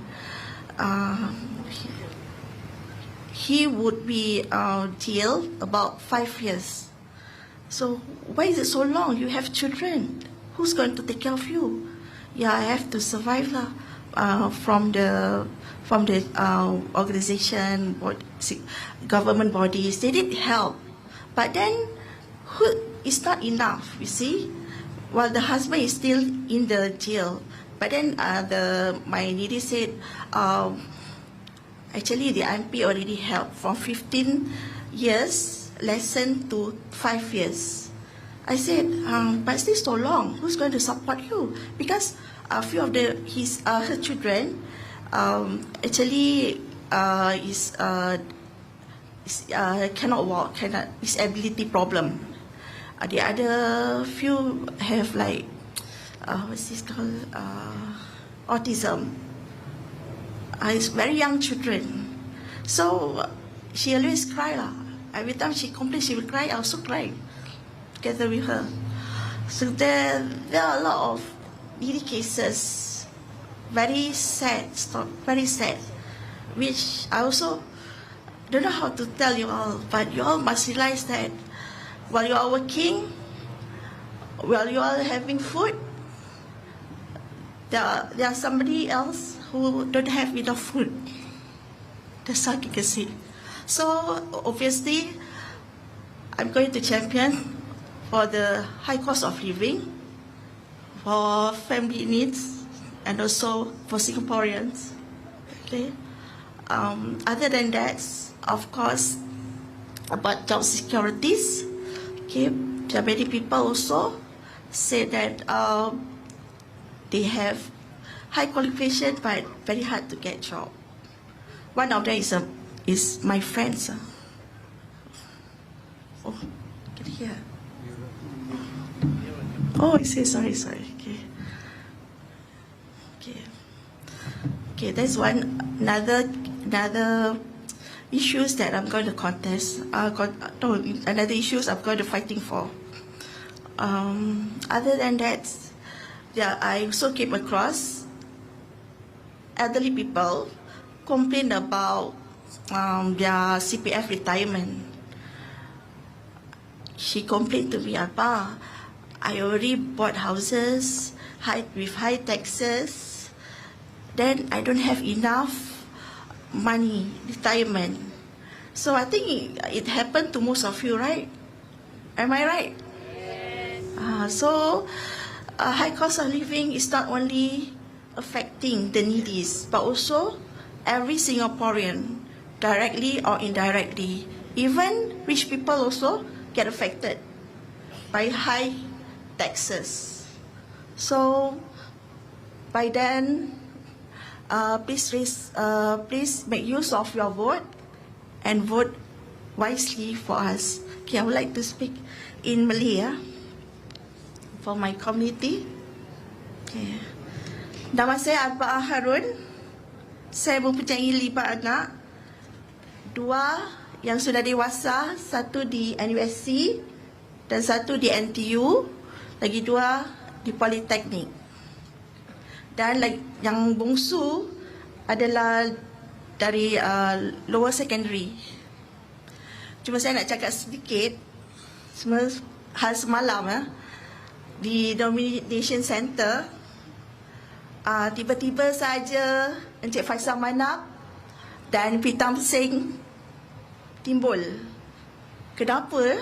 Jauh-jauh daripada Aljunied, daripada Berimprit, sanggup sampai ke Tampines. Sedangkan saya ni dengan Faisal Manap, kita agak lama juga kenal dan juga pernah bekerjasama di sebuah majlis untuk kerja amal. Okay.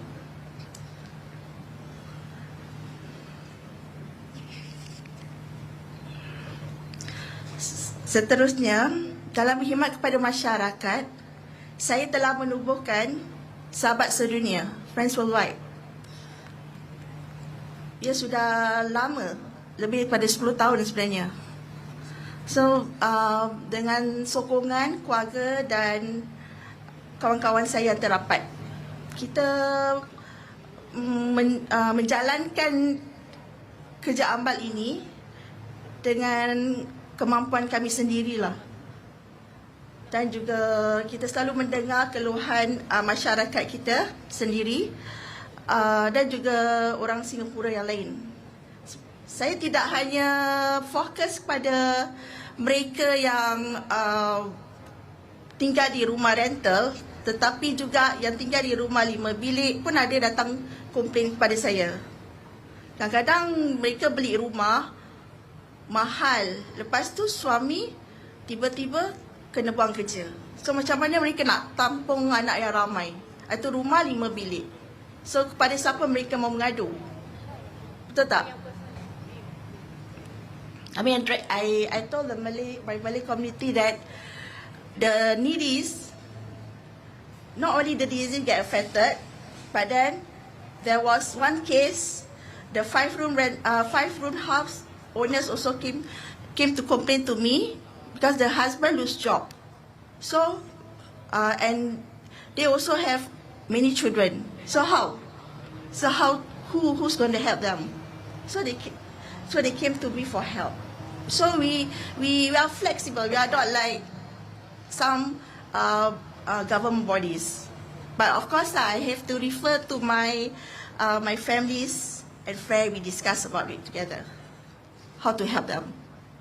Okay, I think that's all that I want to say. Only I have a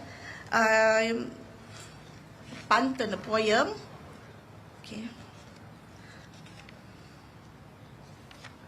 To Encik Mas Agus.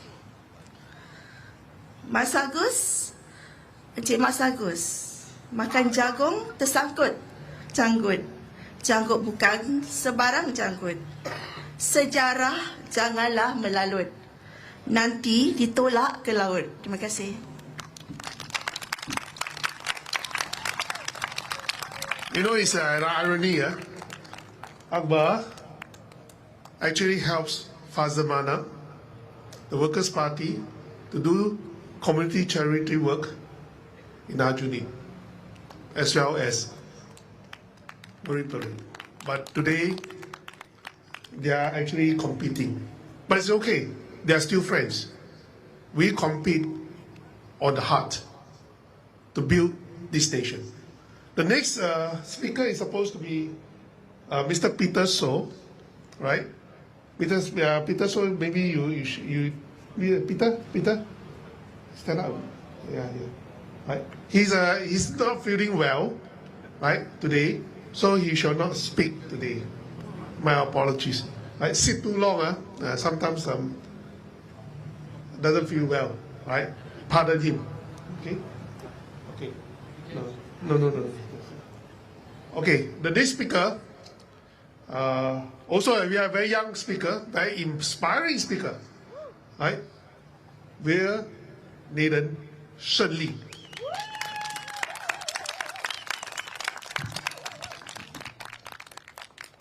Can you guys hear me? All right, excellent. I just want to start by saying thank you so much for coming down tonight. I know it's a weekday. I know that you're tired. I know that you still got work tomorrow, but you're here, and I'm truly grateful. Truly, thank you so much for coming. I actually prepared a speech on my phone to say to you guys, but when I sat down here and looked at everyone, I decided that I would just skip that. I just want to talk to you guys. And honestly, I can't really see very clearly. The light is in my eye, and then this barricade is here, so you guys are very far away, which is unfortunate. But before I came up here, I managed to speak to a few of you. I think there's a Auntie Jolene somewhere, and my friend Yi Heng is here, and you know, some of you I know that you came to support us. And I know why you came. Because I think in your heart you know that the People's Power Party is not about fame, it's not about politics, it's not about all these games. It's about truth. It's about speaking the truth and making sure the people hold the power. Not the people serving the government. The government is supposed to serve us. It's about you. It's about each of you. It's about this man here, that woman there. I heard children just now. I think they were playing, which is good. It's about them. You ask yourself, if we allow this kind of attitude in the government to continue, what are we teaching the young ones? We're teaching them that injustice, when it's done by some higher power, you just overlook it. You just let it go because we're powerless. That's what you're teaching the young people. That's why people my age don't want to come up here. It's scary. It's terrifying to stand here in front of strangers, put your neck on the line, possibly even look like a fool. But to do what is right, it's scary. And when we have an environment where our young people feel it's not worth it, then you have a big problem. A bigger problem than economic turmoil, bigger problem than any external threat. It becomes a problem where Singaporeans don't feel like this place belongs to them anymore. And that's unacceptable. I made this mistake, I'll admit it honestly. I'm someone who thought this way, that you know what, it's okay, never mind. Someone else will take over, someone else will do a better job, someone more qualified than me. After all, who am I? I'm just a normal guy. I'm just a homeschool kid who loves nature, who loves people, that's all. But I'm not going to give myself this excuse any longer. And I hope, I pray that other people, young people like me, my age, I think there are a few of them here now, that you don't give up hope.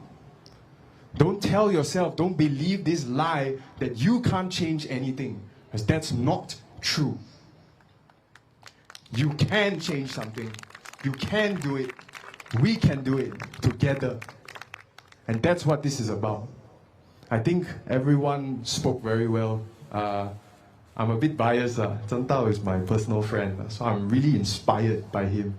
He's just 24 years old, but yet you hear how he carries himself, how he speaks with conviction, because he knows what's going on the ground. And that's the kind of people that are here, seated behind me. People who know what's happening on the ground, who don't have their head up in the clouds on some ivory tower. I'll tell you what, the most idealistic person in this whole group is probably me. And that's fine. I'm fine with being the idealist because I'm in good company. I always believe that if you reach for the sky, you will find yourself on the peaks of the mountains. What does that mean? That if you seek perfection, you will achieve greatness. So a little bit of controlled idealism is a good thing, in my opinion. The number one thing that concerns me right now in Singapore is mainly trust. I think the older generation, they know what the PAP stood for all those years ago. It was about the people, People's Action Party. Lee Kuan Yew, he did that. The PAP at that time, they did that. They earned our trust. We told them, okay, you take it. We put our lives in your hand.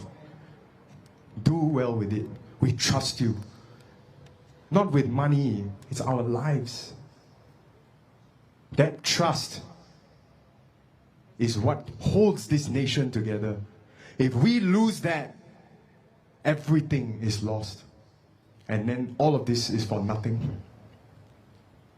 Why do I say that? Because if we can't believe that the government, the leadership, has our best interests in mind, when a real crisis strikes, what do you think is going to happen? The people who know that the government doesn't care about them or feel that way, they're going to give up. Their spirit is going to break. And that will be the end of it. Because we won't be able to come together to deal with the storms that are coming ahead. And let's not kid ourselves. There are storms coming ahead. It's the truth. There always will be. There will be good times. There will be bad times. We have to stick together through it all. We cannot lose sight of who we are. And this is the problem I see right now. That the government in Singapore has lost sight of their original role, which is to serve the people.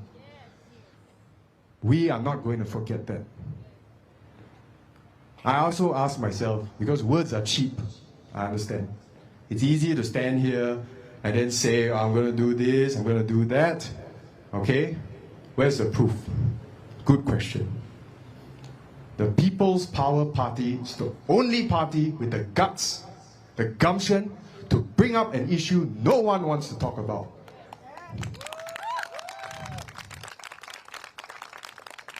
That's the issue of the vaccine. Now they've all explained clearly. I don't want to repeat and then bore you all. I know you're all tired. Huh? But if we allow this kind of attitude to remain, then we become the ones to blame. We have to make our voices clear about what we want and who's in charge here actually, which is all of you. Not even me. I'm just here to share my heart, to take whatever concerns to the top of the leadership. That's all. But you guys are in charge. I've come, if anything, is to serve all of you. That's what we all are here for. We're here to serve. That's all. It's not about winning games and popularity contests, looking special. No. It's about the people. The government might be the brains, but the citizens are the spine of the nation. They are the muscles, the sinew, the bones. So what? You have a bright, you're intelligent, you're so smart. Without the people, the government is nothing. It's about us. So don't forget that. Don't forget what is owed to you and ask for it. Demand for it, because you have that right. Right here already, we have so many votes, so many opinions, so much force to make a change for the good, not just of ourselves, for our children. They don't know anything. They are just children. We have to stand up for them. We have to make sure the brighter future for the next generation exists. We, the current generation. And we don't do that by rolling over and dying. We do that by making a stand.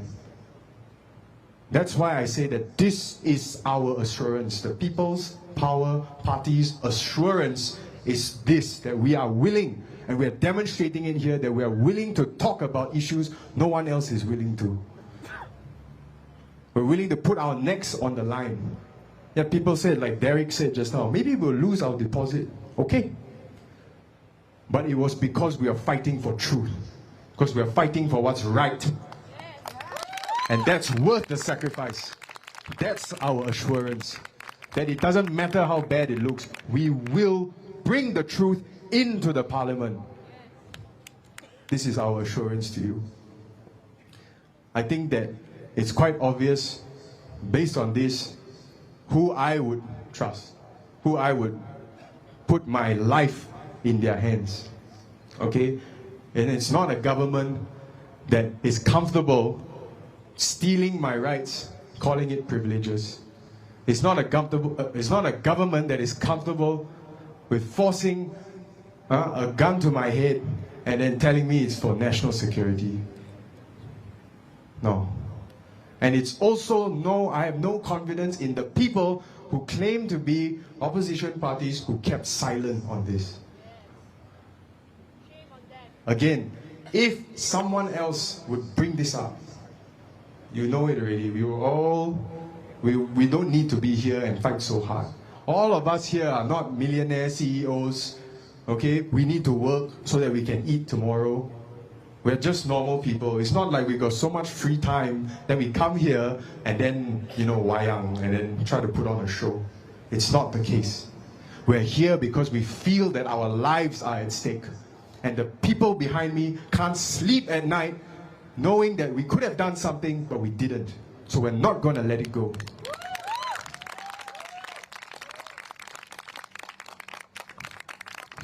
So this is my assurance. This is all I can say to you. I know words are just words, but I hope you can see, based on what we've been doing, our intention, our heart, what we want for Singapore.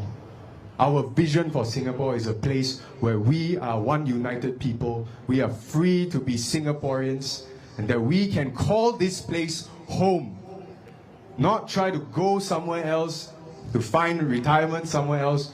This is our home. This is the ground. This is where we should make our last stand. If anything happens, it's going to be us dealing with it. Not the people who came here to work, and that's fine. They want to come here and work, it's a testament to what we built. But when when crisis hits, it's us. Together, we are going to have to face it head on. We are going to have to make the decisions. We're going to have to make the sacrifices that will move us forward, that will safeguard our children and our families and our livelihood. Often I feel that this Singapore is like a car. I'm not sure how many of you are drivers, but in front of the steering wheel there's a dashboard. Okay? It tells you what's happening to the engine, the speed, engine temperature, all this. Sometimes when something goes wrong, the light will come out. One light will come out. Oh, engine light. That means something is wrong. How do you fix the engine? If you ask the current government, they fix the engine by turning off the light. That means, oh, I can't see the problem, so I guess we did it, guys. Yay, victory. That's unbelievable.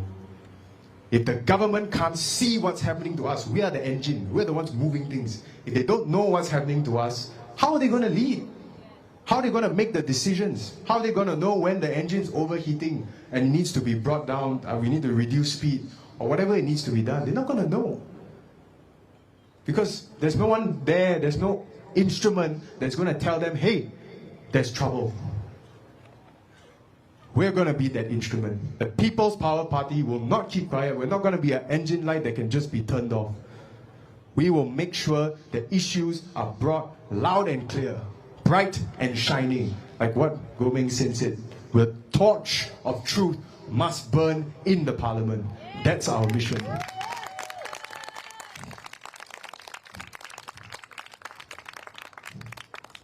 I don't want to take up too much more time. Again, thank you so much, all of you, for coming here. To whoever's watching on TV, on your phone, wherever, remember, and it's more than about politics. It's about our home. It's about building something here that we can be proud of, that we can take ownership of. This is ours. We made it. We'll live here, we'll die here, and no one can take that from us. Don't forget, when you vote, when you make the decision, who are you choosing? What values are you choosing? What are you choosing to pass on to the next generation? It's up to you. Honestly, 5 years is a long time. Really, a lot can happen in 5 years. So be careful. Choose wisely, based on your values, your beliefs. What you know in your heart is right, choose that. Thank you so much. ผมพี่ๆ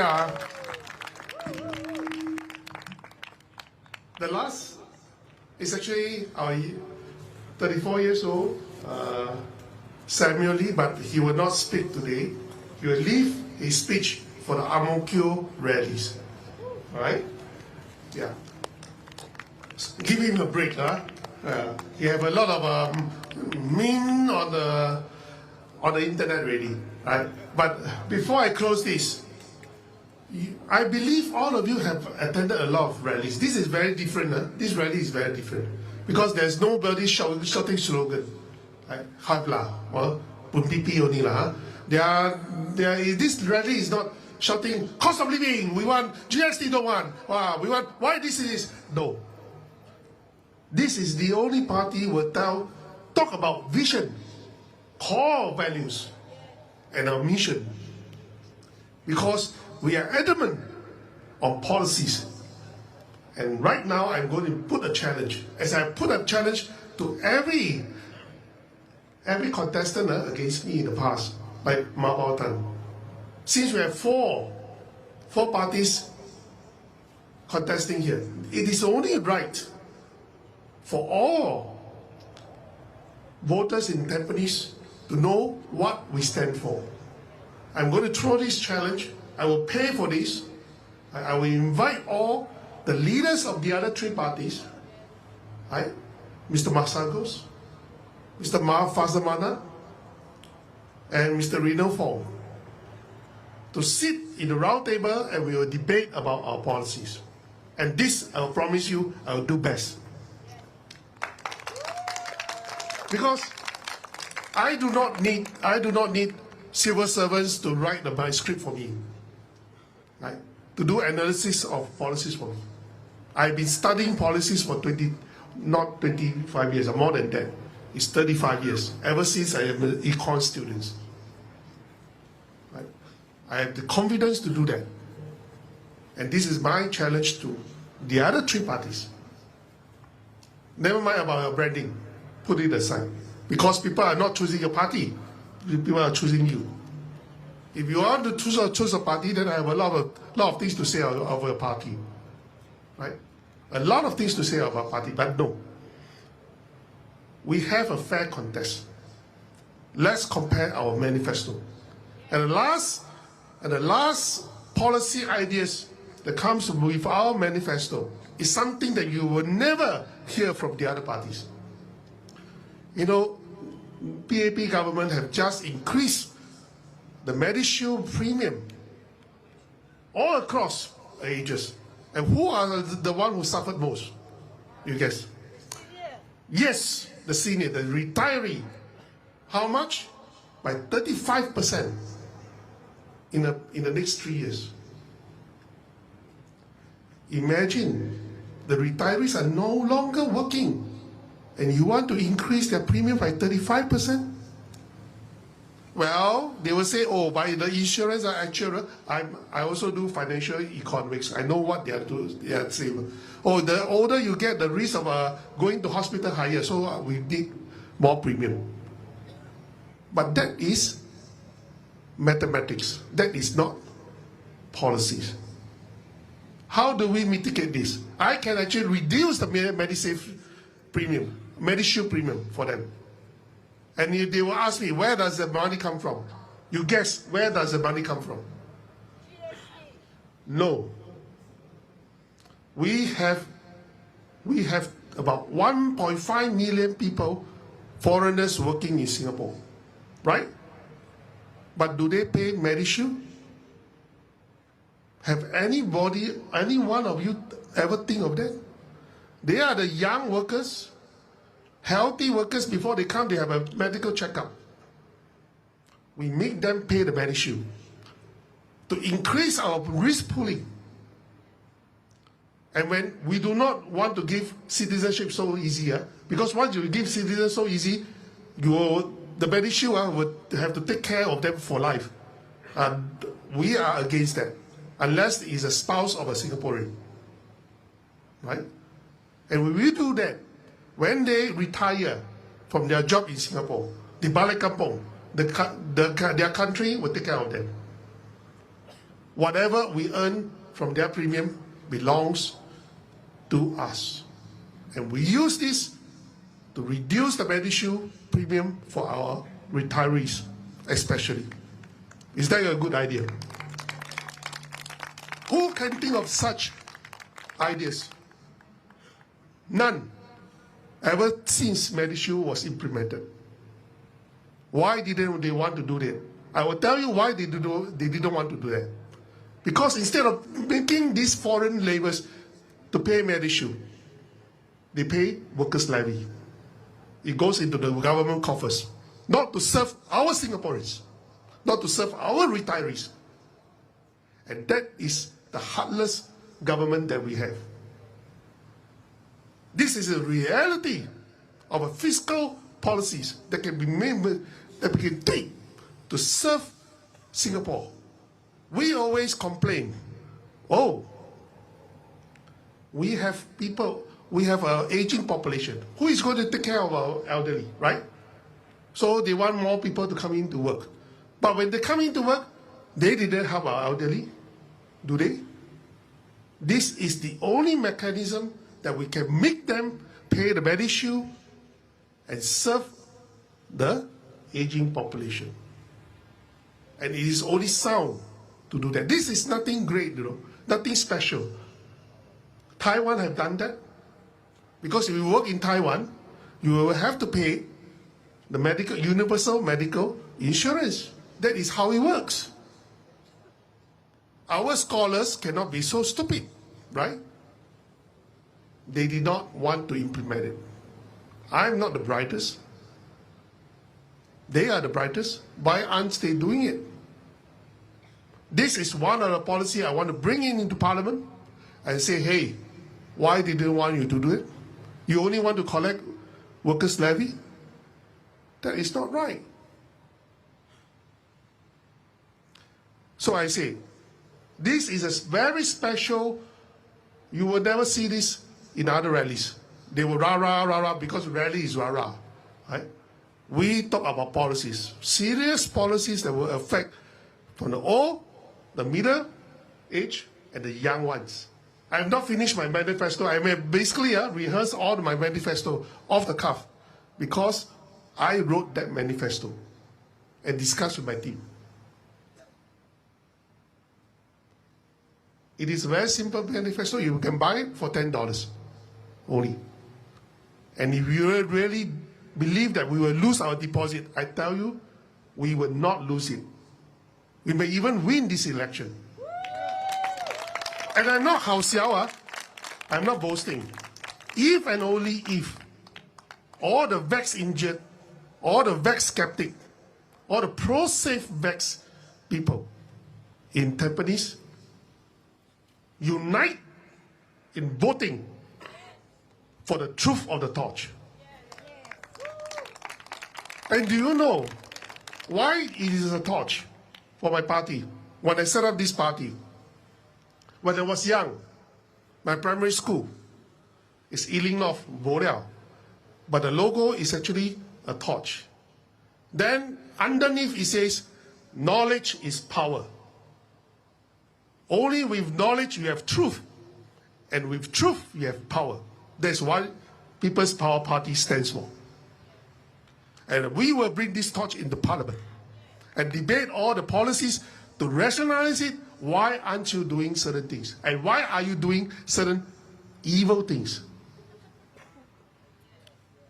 And with that, I thank you for your attendance for this weekend. And thank you so much. And vote for People's Power Party with your heart, not your emotions. With your heart, and you truly believe in our core values, our policy options, and our vision to bring a safe home for everyone in Singapore. Thank you.